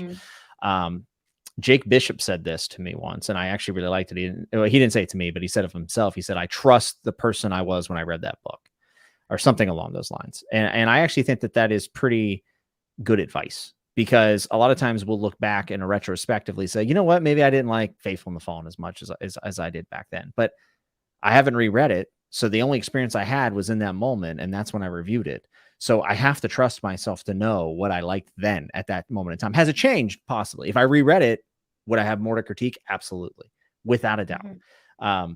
But I think there's something about like trusting yourself in those moments, and then also being able to recognize when you did just absolutely flub it and you're like, I got that totally wrong. So that's a video I'd like to make, you know, in the near future. That'd be a good video. And I mean, I agree. It's sometimes you have to accept that you're a different person all the time. You're constantly changing, and you can only read it when you read it. I think it's interesting what people are saying about beta readers, because I'll read it out loud. It says, I find the whole beta reader concept dubious because there are billions of people out there who all have different views. I'd rather have the artist's purest vision, not changed by others. Wait, but do the second comment. Yeah. Obviously, the editor has a say in other artists' friends. That's not the same as beta readers who aren't those things. But see, the thing is I disagree, because artists' friends, other authors view books differently than consumers, and your consumer is your audience. See, I think when people say things like only people who make movies should be able to review movies, like I've had people who hated a review of mine. The comment critique I get is, well, you don't write. Yeah, like well, then go write a novel. As in, if my opinion doesn't matter because I don't write novels. Here's the thing, 99.9% of your audience for anything doesn't do what you do. 99% of the people going to movies don't make movies. 99% of the people who read books don't write books. So your audience does matter. But that's also why I said beta readers, the authors choose their beta readers. Brandon Sanderson chooses his beta readers. He has some very trusted beta readers, right? So I feel like that's, I think, a vital part, you know? It's not the artist's vision. But you do have people like Cormac McCarthy who does not do any of that. And he says, I give the readers what they get, and they either sink or swim. I don't give a damn, is the quote. Which is cool. Like, I guess what I'm saying is like, there's different ways of succeeding, right? Like some people may need that, or I shouldn't even say need, but prefer that. And then some people may not. Well, I think it's interesting because I listened, this was a long time ago. This was like years and years ago. I used to listen to Writing Excuses. It was a podcast that Brandon did with some other authors. And it was about writing books and authory things. And one thing he talked about was like why he needs readers so much is like he has a hard time killing his darlings, like many people do. And there's nothing like a fresh perspective to tell you like, I know you love this, but it doesn't need to be in here. And yeah, some artists don't feel like they need that, but I do think it can be valuable critique. I think a lot, you don't have to take it. I gave stuff to Zach that he didn't take, that he said, this isn't my vision. And I was not offended by that. But I think a lot of things that I said, Zach was like, you're right. That's not what I intended. So I just have a hard time with that. And I don't think it's a problem if authors don't want to do it, but I don't. Oh yeah, there's different approaches. Yeah, there's different approaches. I don't think a beta reader automatically means it's not the author's vision. Yeah, that's a tough one. That's a very tough one. Because so when I wrote my short story, like what was it, last year or 2 years ago, I passed it around. I had different people edit it, and I actually got a lot of really good feedback. That was like applicable. But I also did have some people who got back to me, and I didn't think all of their criticism was actually all that like I wouldn't say useful, but it didn't coincide with what I was trying to get across, if that makes sense. And actually, I would say every single person that gave me feedback actually had something really good to say. Not like you're doing great, but they had good constructive criticisms. So it was something where I had to like download all that and be like, okay, what actually coincides with what I was trying to accomplish when I set out to write this story, and then what doesn't, and what is the feel that I'm going for. So I think maybe part of that is also on the author, right? Key says the audience shouldn't have a say in the art as it's being made. After it comes out, then it's fair game. But it's not the audience, because it's who the author has chosen, right? Like, and that's why I've actually said to a couple self-pub authors, you had too many people read this and give you feedback. That's definitely a problem. Specific and small. It should be, 2, maybe 3 people that you trust to give you can give you critique. And I don't necessarily think that's the audience, right? You're asking some people to critique you. But I mean, that's just I would have a hard time putting something out and not having anyone give me an outside perspective. And maybe that's just coming from my own personal place of liking an outside perspective. Not a lot, but like an outside perspective. Yeah, nailing down any creative process to one way is a slippery thing to do, I think. Adaham Sweet has just been going off in the chat tonight saying the most random things. I said, did y'all hear Kevin Hart is in line for getting cast as Anna Sarimber Kellis? I'm kind of torn here. That is absurd. That is. I don't know what any of this means. So Kevin Hart, the stand-up I know who Kevin Hart is. I know who Kevin Hart is. Well, Anna Sarimber Kellis is one of the most provocative characters in all of fantasy literature, and would not be well. Who is it from? Why don't I recognize that name? It's Prince of Nothing, which you should never read it. You should never. No. Is that the Mark Lawrence book? No. How dare you? That is the R. Scott Baker book. Oh, R. Scott Baker. Doesn't Mark Lawrence have a Prince of Thorns? Prince of like. Prince of Thorns. This is Prince of Nothing. Oh, Thorns. Yeah. Prince of Nothing. I always get those titles confused. Yeah. No. I've heard Prince of Nothing would be a very, very, very, very, very bad book for me to read. Prince of Thorns.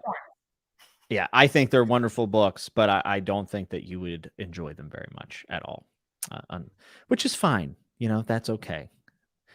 We can all like different things. What is your most anticipated book for this year? That's coming out. Was it Tress? Comes out this year? Yeah. Tress was January 1st, so I guess Secret Project 2, Secret Project 3, Secret Project 4. When do they come out? 2 is April. Secret Project 3, so it's every 4 months. So that's April. So August is Secret Project 3, and December something must be Secret Project 4. It's a year of Sanderson. All 4 come out this year. Nice. And then Stormlight. I don't read new books, Jimmy, which is also why, like, if I did, then I could also get a lot of views from that. I can't be bothered, generally. See, do you believe that? Because I don't know if I agree. I don't know if there's a massive audience. My new books, when I ever review a new book, it gets way more views because people are searching for it. Yeah. Huh. Okay, well, but my most viewed video on my channel is so random. It's the Midnight Library review because I reviewed it pretty soon after the Midnight Library came out, and it has 50,000 views. I've never heard of this Midnight Library. Yeah, it was a book I was okay with when I read it, and then disliked it more and more the more I got away from it. Matt Haig has really good reviews. It's like self-help fantasy. Out. Nope, I'm out. Yeah, you would not like it, Jimmy. And here's the thing. I read it because I didn't know anything about it. I had just heard a lot of hype, so I picked it up and read it. And I was okay with it. I was like, oh, this is fine. And it was like that book that you finish it, and then every moment away from it, you dislike it more and more. Have you ever had a book like that? So I made a review, and I was like, well, this is kind of an overhyped book. It's like 4 stars. It's fine. I enjoyed it. And like every moment since that review, I've liked it less. I was like, why did I give that 4 stars? I hate it more and more every single day. Yeah, I have a couple books like that for sure. Yeah. You need to rant about objectively terrible books. Those that always gets views. That is true. People but then see, for me, then I just wrote a thing about, can you really say anything is objective? Right? I did a whole video about that. I don't know. Well, I guess I kind of would like to read new releases, but for the reason that, like, do you ever feel like, I mean, we have all these big series, right? You're reading. Wait, what's your new release though that you're waiting for? You got to answer that question first. Shit. Why would you do You don't even have one. See, you asked me a question. You don't even have it. Age of Ash 2 by Daniel Abraham. I haven't even read the first one, but I know that his second and third books are always way better than his first. So I'm excited for that. What about Fonda Lee's new book, Untethered Sky? I'm looking forward to that. Did you not like Greenbone? Am I forgetting? Nah, I was just being a hater. I'm actually excited. But isn't her new book a YA book? I don't think Untethered Skies is it? I thought it was, but I might be wrong. Oh, I know her. She has another series that's YA, which is why I haven't read it. But I thought Untethered Skies was another adult, but maybe not. I could be wrong. I thought that I saw someone say that this was why. Either way, we're doing a Jade City discussion tomorrow. We're Tomorrow. recording it, Yeah, right? you're on No, that. I really like Jade City. Yeah, But I I was thought it was like, good. did you just like it? Am I just like, No, hey, I are was just you being a there to hater. be like, I hate this? No, I was just popping the Fonda Lee haters in the chat. There's plenty of them. I thought that they would enjoy that. I really like the Green Bone Kev's Saga. got it. The Navigator shouldn't by Tad the Chad, because that means I Okay. can confidently start getting into Last King of Osenard, which, man, I love me some Tad Williams. But sorry, what were you gonna say about why you don't read new books? So not why I don't read them, but why I want to read them is because do you ever feel like, we have these Stormlight, we have Malazan, Song by Fire, we have all these series that like we talk about and get excited about, but like you're missing the boat on the next one. You know what I mean? Like there is something about reading a book and being like, hey everyone, this is like crazy special. This is really something you should be paying attention to. I feel like I would like to find that again. I don't know how often that really occurs. I feel like Greenbone actually is a pretty good example of that. A lot of people seem to have read book one and said, hey, this is something different. So I would like to read more new releases if I could get through more of my backlog, because I want to find that, and kind of spearhead. Yeah, it's interesting because, a lot of people won't start a series before it's over. And I have never related to anything less. I am all about it. I don't care. Book one, it's supposed to be book one of a 10-book series. I'll start it now. Who cares? I don't mind waiting. Like if it's good, it's better to start it when it's coming out. Then it's not as overwhelming. I'm like the opposite. Like I'm so glad I read Stormlight when only 2 of those were out. That's like way easier now. Yeah, and what else is kind of crazy? I saw some people were like not well pleased that Evan Winters was taking so long for his 3rd book. And to me, it's like expecting a book every year. So I'm of the belief that the longer you work on a book, generally, I think that you have a better chance of it being better. Like I believe that. There are very few authors that I would think that doesn't actually, ring true for. So for me, I'm like, oh man, like Evan Winters is working extra hard on book 3. Like we might see a big level up. Like there's a chance that it could be massive. So I don't mind waiting either. So are you saying that when George R.R. Martin finally releases his book, it's going to be the best book that was ever written, and Listen, Patrick Rothfuss will beat it with Doors of Stone next? Well, Doors of Stone ain't ever coming out, so you don't have to worry about that. I watched Caption Word's video where he kind of went over the fact that chapter hasn't been released from Rothfuss's Charity Promise, and to see someone who loves that series so much be so defeated, I felt for him, because I mean, how many false starts have I seen for Winds of Winter? Like he changed the copyright on the website. We found it in the database, and I'm like, it's happening, and it never happens. So I could kind of relate to Caption Words on that. No, yeah, I mean, I do believe that Winds of Winter most likely will have a really good chance of being a great book. I mean, I think it's part of a great series. Now, one thing I do get a little bit concerned about is, one, it's a long time to write a book. Like, how much has he doubted himself? How oiled I would is say the it's machine? a bell curve, Jimmy. It's a bell curve where it's quality and time, and there is a peak somewhere. And it might not be the same bell curve for every author. I don't think so. But I would say there is a peak of time where it has now been too long. And maybe it's not, maybe, okay, it doesn't go down perfectly, but I would say there's at least, it's maybe what's the word? I keep saying asymptomatic, not asymptomatic, but where asymptote. Wow, I have not used that math term in a long time, where it goes and it just gets slightly closer to a line, like forever and ever and ever. That might be it, right? Like there's some point you hit the max quality for how many years it's taken. And it might not go down, but it's not increasing enough to justify the time. Yeah, I mean, it's hard to say without the book, but I will say I've had concerns with that, but also the fact that Martin is getting a little bit older. That can have an effect. At least I feel that way, and just turning like 32 and being like, what did I say yesterday? And having these troubles. I'm like, well, what is it like when you're trying to write one of the most convoluted books I think that there is. And I see, Jake, you said that Storm of Swords only took 2 years, but Winds of Winter is a far harder book to write. It's not even, and Winds of Winter is the hardest book to write, actually. Dream of Spring, I think, is actually an easier book. And Winds, I believe, is on pace to be the biggest by a bit too. So yeah, but I do believe that there's probably a bell curve. I bet you there are some people who, if they worked on a book for 5 or 6 years, that it would be irrecognizable to what they set out to write. I was right. It's an asymptote. I just want to say that I Googled it and I was right. It's a line that continually approaches another line, but never retouches it. So like you, at some point you don't increase enough. Anyway,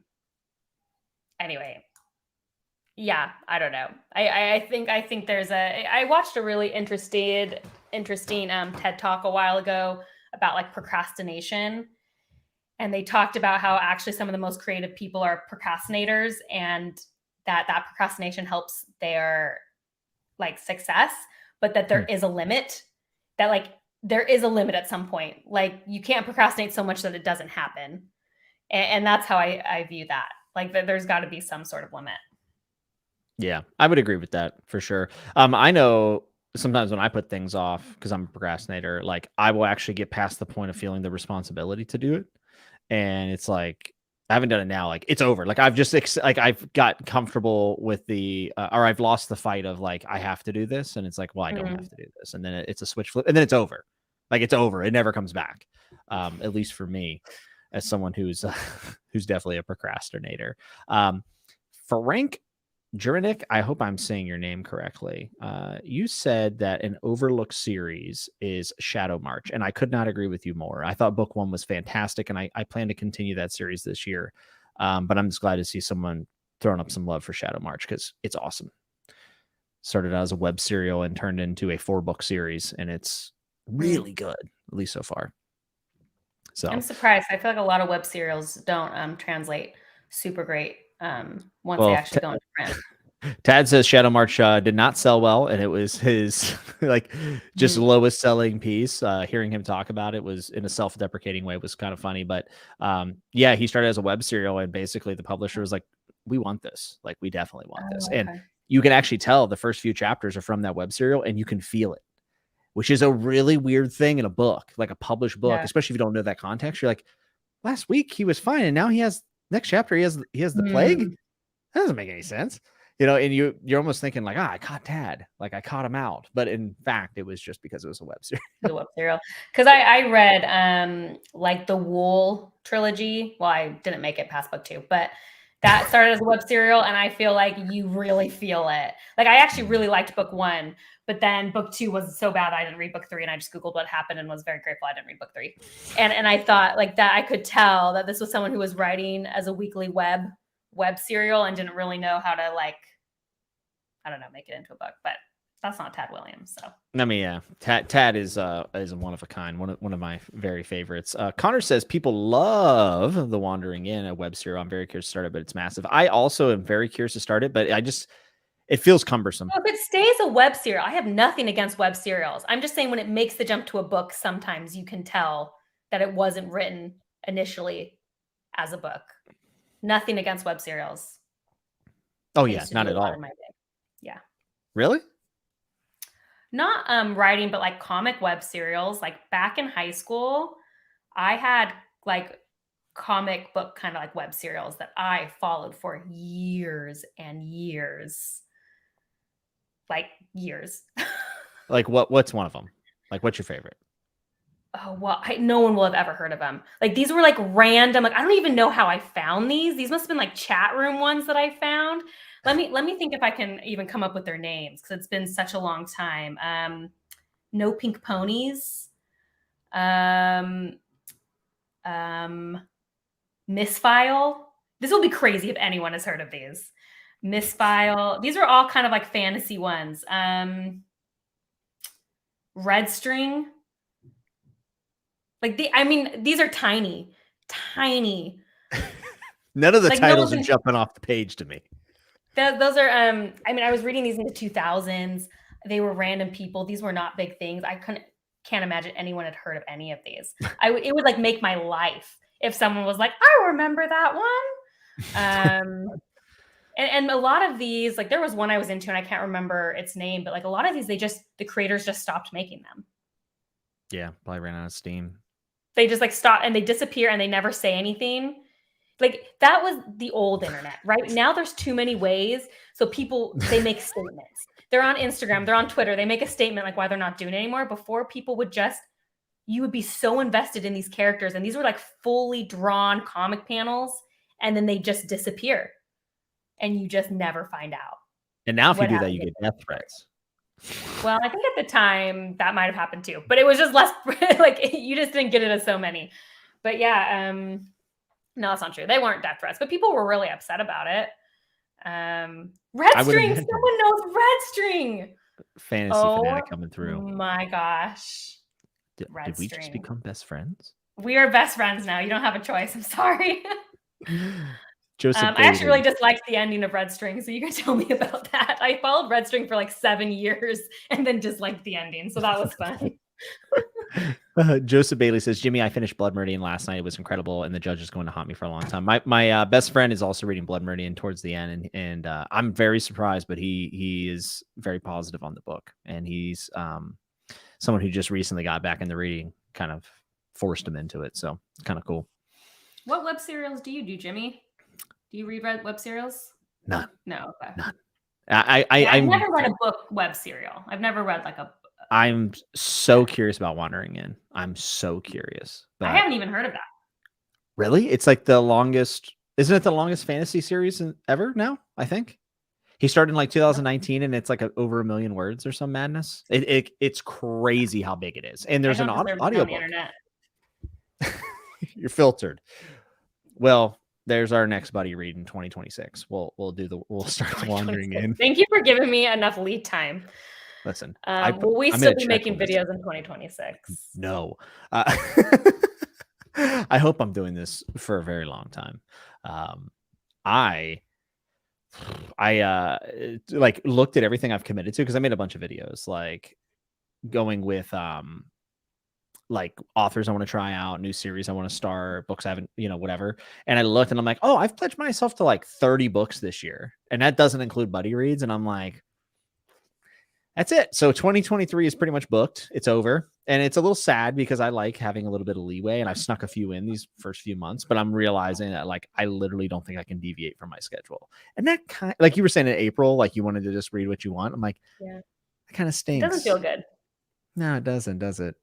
Yeah, it's one thing I miss about the pre-book influencer days. I hate the word influencer too.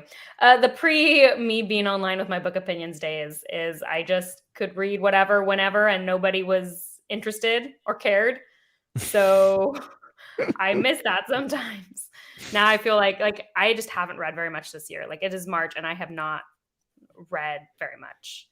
And, I feel like I haven't read as many. I feel pressured. I don't. Look, another Red String fan. Yeah, you brought it out.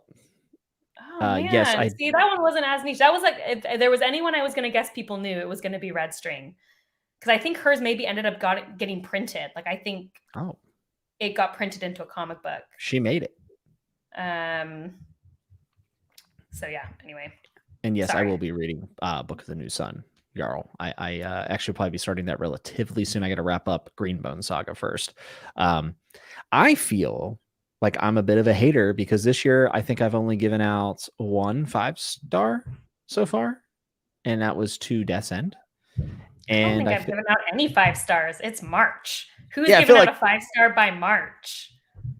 I don't know. I just feel like I haven't been as enthusiastic about some of the stuff I'm reading. I have had really, really good discussions and stuff, but it's tough. I can't go on Instagram. I was going to go try to see if I've given out 5 stars, but I installed this new app that like I can't get on Instagram very much anymore. So I don't want to waste one of my Instagram moments just to see what my book ratings are. You can come back and put in the comments later. It'll all be good.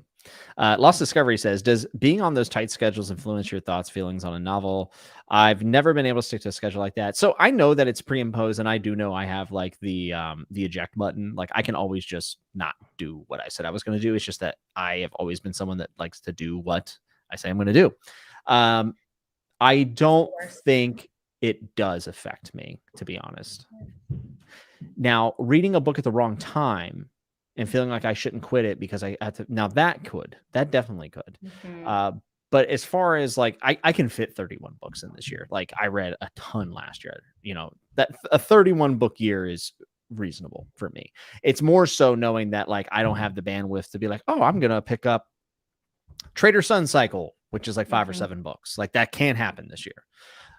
Which shouldn't. I should stick to my schedule, but I hate feeling the stress that I'm not reading enough. Like that's the one thing that's been really hard with Malazan for me is like they take me so long to read. Gardens of the Moon took 3 weeks. Dead House Gates is probably going to be 3, maybe 4 weeks. Like I don't even know if I'm going to be able to finish it. And I started it like at the beginning of the month.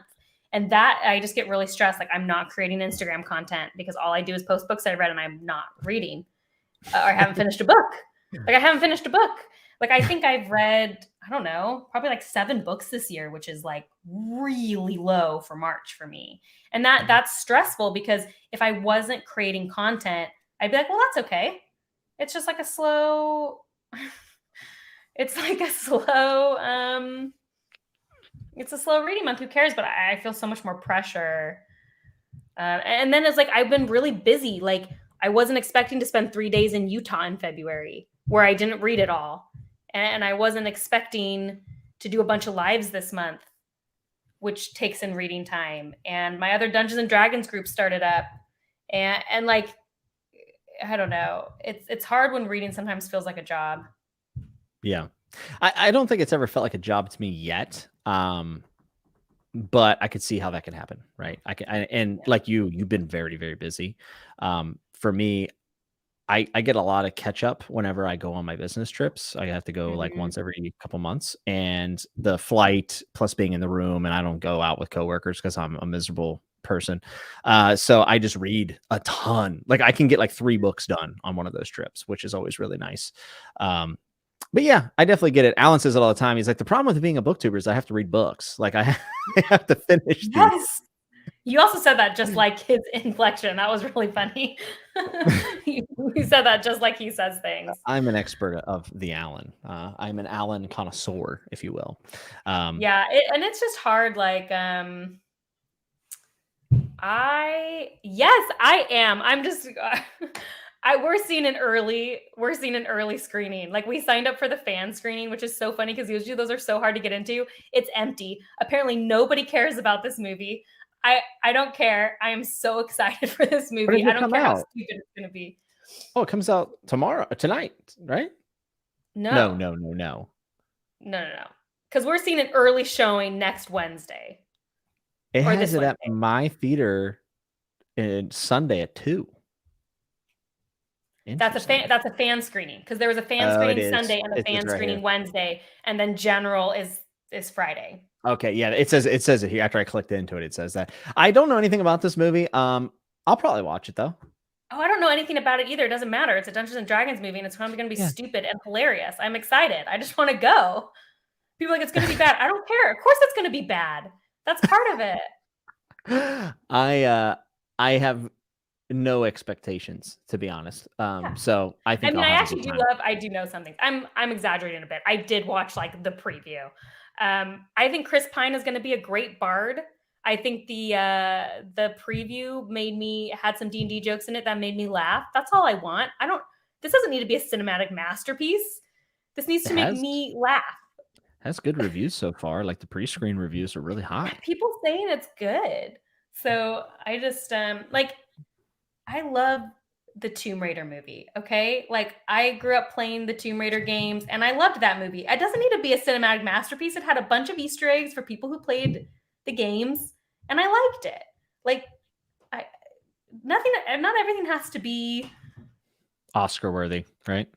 Yeah. Sometimes I just want to be entertained. I think that this is a great question that I wanted to ask you. And Matthias says, Bookborn, thoughts on Krupp and Squirrel Pusk? Okay. I thought it was, isn't it supposed to be like Kruppe or something? Krupp. It is Krupp. Though I called him Kruppe because I feel like he would say Kruppe. Like that feels like what he would call himself. Yes, Krupp grew, I said Krupp. Okay, Krupp. Krupp grew a lot on me.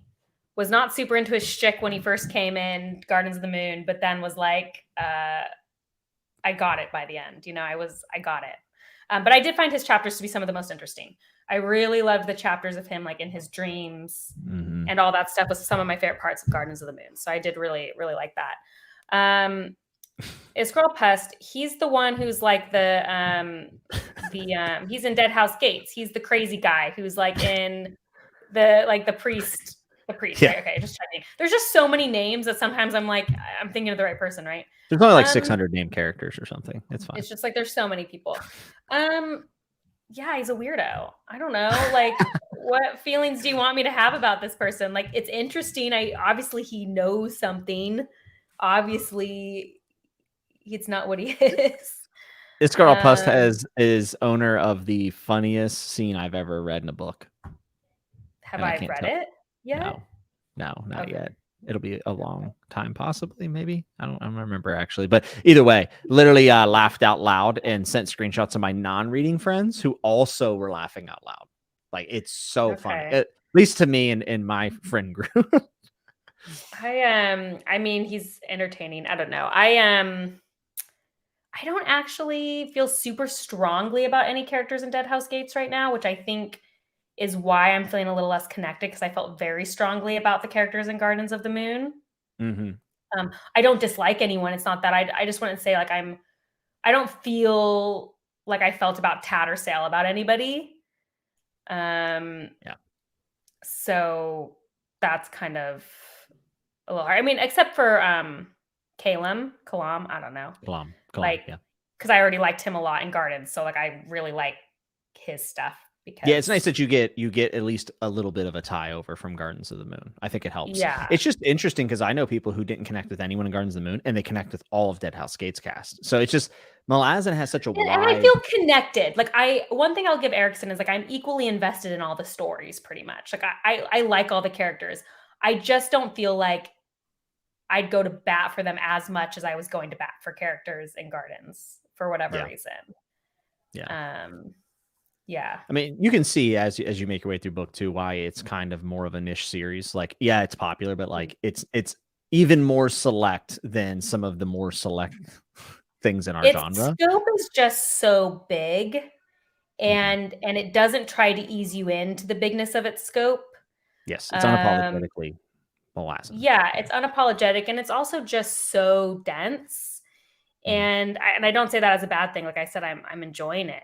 But I do think when I read it, it's like, oh, this is why Malazan fans are so excited when someone's reading their book, because it's not like a book you can just give to someone in general. Right. Like, you'd have to know that they're willing to do it.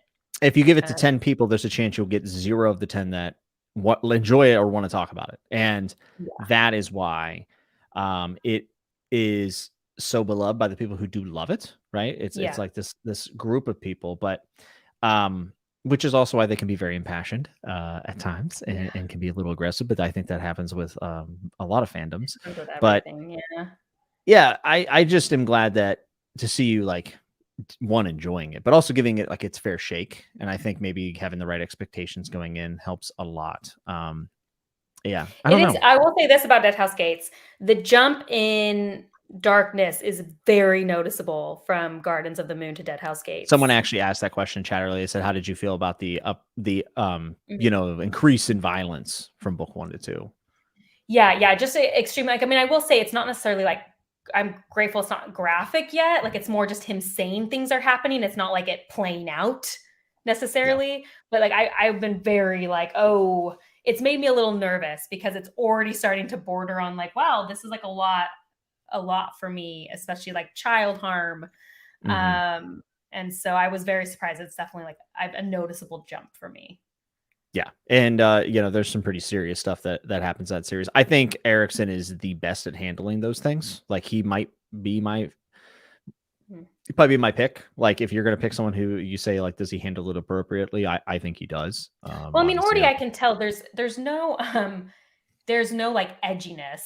There's no part of the book that feels like this is because I need to be edgy and dark. I can spot that from a mile away. It's so easy for me to sniff out.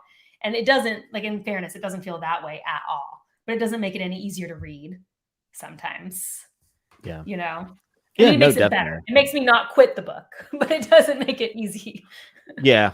You know, when you hear Erickson talk and like from my conversation with him, I believe when he was writing those books that he definitely thought about every word he used, if that makes sense. Yeah. So I trust him with those type of things. And yeah, there's definitely some really, really heavy stuff in there for sure. Yeah, I mean, just even the whole Felicin. Oh yeah, Felison's is It's just like a brutal. really dark storyline. Brutal. I was having issues with that, and I was like, well, I'm just gonna wait and see how it shakes out. But that's a dark storyline. Mm-hmm. It really is, and it's a point of contention for a lot of people too. It definitely gets you Edgiest book thinking. I've read. Yeah, what's the edgiest book you've read? You know, that's a good question. I need to go look at like my 1-star reviews. That's how I know. You know, it's like funny. I'm like drawing a blank, but well, how mad do I want to make people? Sassy Bookborn. Let's go. I don't know how mad I want to make. Okay, I didn't read this book, but I read a review for this book, and it made me feel like the book was going to be edgy in a way to prove something, and that is Empire of a Vampire. I knew it before you even said it. You knew it. I read the review the author put on his own book, and I was like, I will never read this book. And this is such a turnoff for me. And I just know that this book will be not at all something I will enjoy. And it's because it felt like the author was trying very hard to show how edgy he was. And that is a personal thing for me that turns me off. So there you go. I'm gonna try and see how it shakes out. I'm very what's the word I'm looking for? Not questioning. Dubious? Yes, that's the word I'm looking for. We'll see how it goes. But you know, people who love that book really love that book. And there's definitely something. I know. Look, we got some people in the comment. Yeah, but see, like, so someone's saying they love it because it's deliberately edgy, and like for me, I don't know. I don't know. For me, edginess. I don't know. There's something about it. Kyle did say Rob Hayes. I actually, in fairness, I love Never Die. I love that so much. It was his other book where loyalties lie. Something did happen in that book that actually made me DNF the book. I've only DNF'd like 3 books in the last decade. I don't DNF books at all. And I read that and I was like, no. No. And I'm careful because he is a self-pubbed author, and I really do. And I'm always like, I love Never Die. I'm going to read the rest of that series. And I didn't feel like that series had that. But there's sometimes things happen, and if you're going to have something very dark happen, and as dark as you can make it, and this was as dark as I can pretty much think, you need to prove to me that it deserves to be there. You need to prove to me that nothing else could have been there. And if you're going to make it graphic and have it happen on screen, you need to prove to me that it needed to happen on screen. And I think that's hard to prove. It's why, like Erickson, for example, he's writing a war book. So far the things that have happened are to me very like, well, this is a war book. Mm-hmm. And he also isn't describing it in graphic detail. So it gives me the feeling like, well, there's probably a point to this. Yeah. And so I just, and this goes into the whole, like, people do violence against women to prove how dark their world is. And that's something that bothers me. And so I'm always going to be overly critical of things like that if I don't feel like they have a purpose. Yeah, and that's your taste as a reader, and what those lines are for you. Can make sense. And women fantasy readers are exhausted. They're exhausted with violence against women being the only bad thing that can happen to women, and the worst thing, and it's exhausting. And it's getting so much better. Like, it is. Like, authors aren't doing it as much anymore, and I appreciate that a lot. But it gets exhausting as someone who has been a fan of the genre for as long as I have been.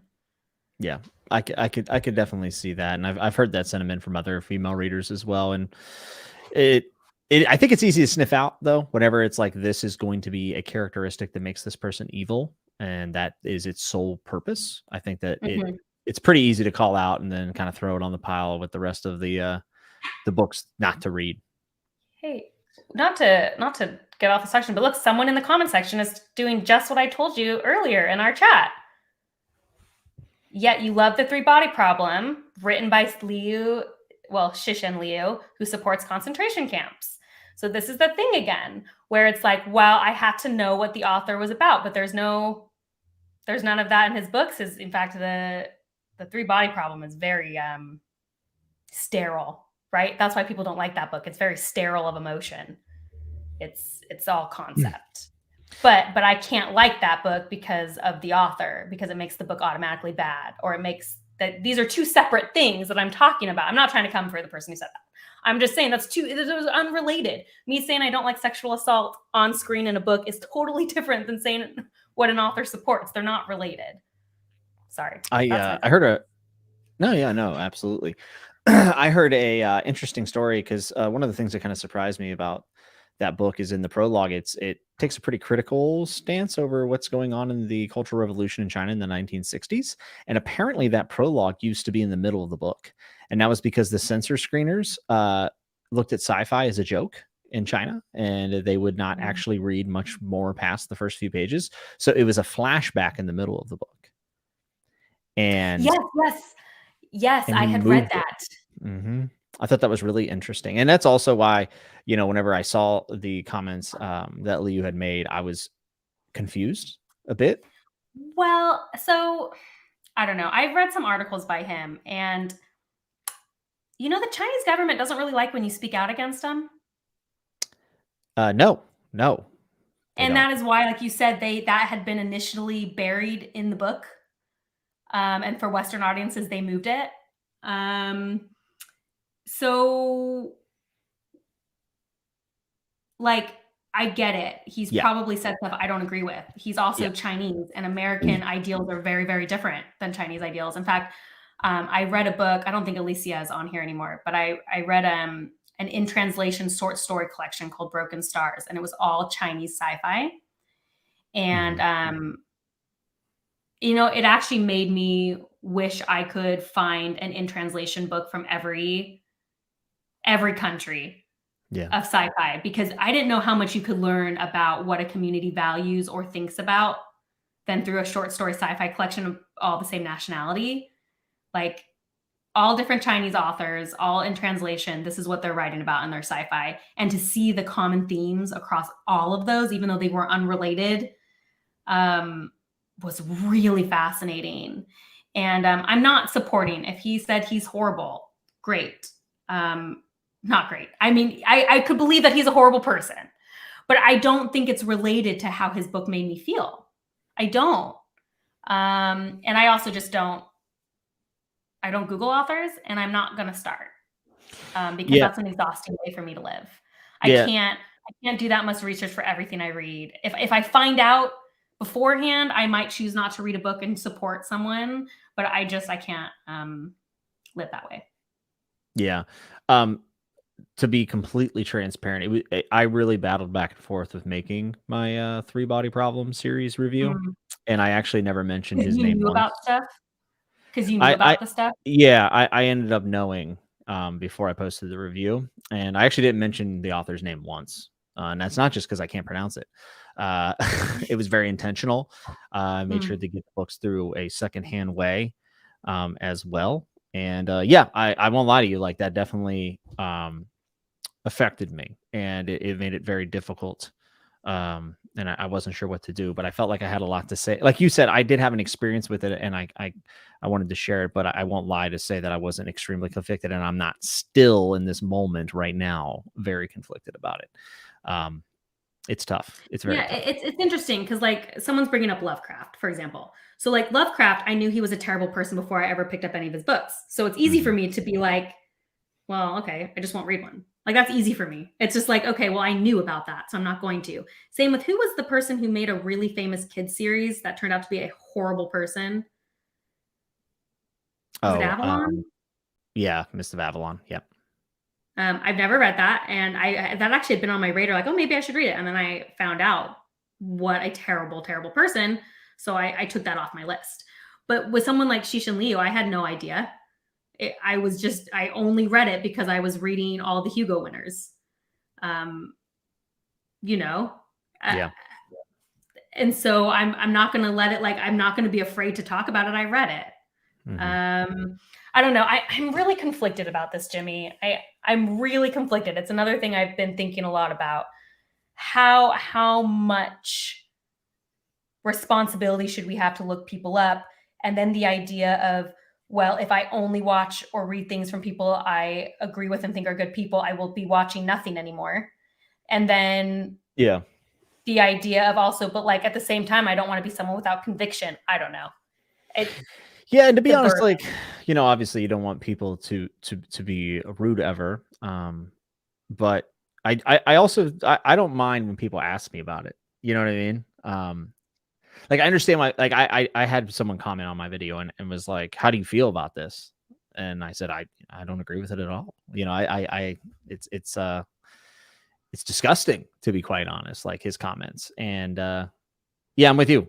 I don't know. It's it's a very conflicting thing for me. And it's also a really hard thing to talk about because like no matter what you say, like people are gonna hear what they want to hear from that and make a decision on your character. But it's not easy. So At some point, and this might make me a bad person, that's fine. I don't think I you're a bad just person. really decided for myself that it was an exhausting way to live. Like if I had to extensively Google and then make a decision about every piece of media I consume, like I just would not survive that. Yeah. Um, Yeah, for yeah. me, I think kind of what you said, like if you know about it beforehand, like there's going to be remember how I talked about human contradictions earlier? Yeah. This is one of those very human contradictions, and it'll probably happen at some point, you know, as I talk about books and review books and read books.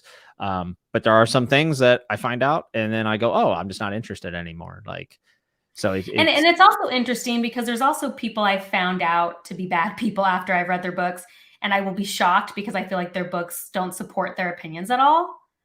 Um, and that's always a weird thing too, where you're like, oh, this book to me was about acceptance, and then you find out the author is not accepting at all, yeah, and that's a weird. Then what do you do with that? Because it was like I didn't get those opinions from the book at all, because I wouldn't know. But like with the Mist of Avalon one is interesting because people are like, oh, I always thought it was sketchy, and now they're like, now it's even more sketchy. So like, yeah. there's sometimes where like afterwards you see it, and sometimes like a good example is Orson Scott Card. Now I Mhm. haven't read. I heard his books later get weirder, but I've only read 3, and I loved all 3 of them. And if you had told me like, and I thought they were about like accepting different people, I would say they were about compassion. I would say, you know, they're about those things. And you kind of read what Orson Scott Card says in his real life, and you're like, yikes. Yeah, he's big yikes. He big yikes for me. Like I'm out. big yikes. And I didn't find that out till years after I had read them. And then there's like that weird cognitive dissonance Mhm. where I got something very different out of those novels. Yeah, I don't know. It's a tough one, and and there's not a correct answer. So everyone has their own. I don't want to say Yeah, moral compass, but everyone has their own it's not more comes. If someone told me I flag. want to research, I would never question it. You know what I mean? I'd be like, that's great. But I'm also, you know what I mean? Yeah, yeah. Someone said Yeah. to people have a problem with Ken Lee for translating them. I've seen some people question that. Yeah, Oh, for really? sure. I haven't seen anyone question that. Yeah, I've seen it in in Mm. personal circles. Mm. People are like, "That's interesting," but Ken Lee lives in America, so it's different. It's different, and I don't know. Still trying to figure everything out. Yeah, well, and I read this really interesting article about how Ken Liu is really a person who brought Chinese sci-fi to American audiences Hmm. um, by his translation work. I didn't realize how much he translated. Like when I read that short story collection, so many were translated by him. Yeah. And I don't know. I've always been someone really interested in different views. So I don't know. I don't know. I struggle a lot with how the internet has changed what we know about people. Because previously you wouldn't know much about an author's life, if anything. And I think it does change how we engage with works. And I don't know, and I mean that in a neutral way, because I think there are some good things about that and some maybe less good things about it. Yeah. I think I kind of like the information, if I'm being honest with you, because then I can make an educated decision, and whether or not it contradicts, my own feelings at times, at least I have that option. And like, I also am a firm believer that like choosing not to read something because of something like that is 100% valid. And it's not a form of like some people take like the whole canceling thing like too far. And I don't mean too far like for I mean they say like choosing not to read someone is that's just a personal decision, and I support that myself. Yeah, and I definitely think it's like a valid thing too. When I hear people say they won't read stuff, like I don't even question it. I'm like, yeah, that makes sense. I see it actually more the other way, as I just wish people were less harsh. Like, especially when you see people getting angry at people who didn't even know. Because here's the other thing. We're also vastly in the book community. You do not realize what generally people know nothing. People know nothing. There are people out there, and this sounds wild. There are people out there who do not even know J.K. Rowling has said anything. There are people who don't know John Jones, who's a greatest UFC fighter of all time, MMA fighter ever, arguably. Hit a pregnant woman with a car and ran. No one, like, people literally don't know that. Like that, people just don't know. Right. And so when the judgment comes in, that it bothers me. Yeah. Like, you must agree with this author. Like, people implying like, oh, you like Shishin Liu's books, you must agree with his opinions. Which, like, first of all, I didn't even know what they were when I read the book. So, like, step off. And second, like, it just, I don't know. I have a very complicated relationship with it. And, but at the same time, I've made the decision not to read people because I found out before I read them. So, like, it's not like I'm criticizing that decision. I don't know. The internet's exhausting. It's not what we're coming back to. Yeah, and it can be. It absolutely can be. Yeah. And it's more complicated when you find out those things after you have read and become attached to something. Yeah. Definitely. And that's tough for a lot of people. And it ends up coming down to like a personal choice, right? Yeah, and like it's hard because like I loved that trilogy and I've been recommending it a lot, and now I guess I don't know. I still haven't even looked into it because I'm exhausted by the idea. Not that I don't trust people, but it's like I don't know. I don't know how I feel about it. Yeah.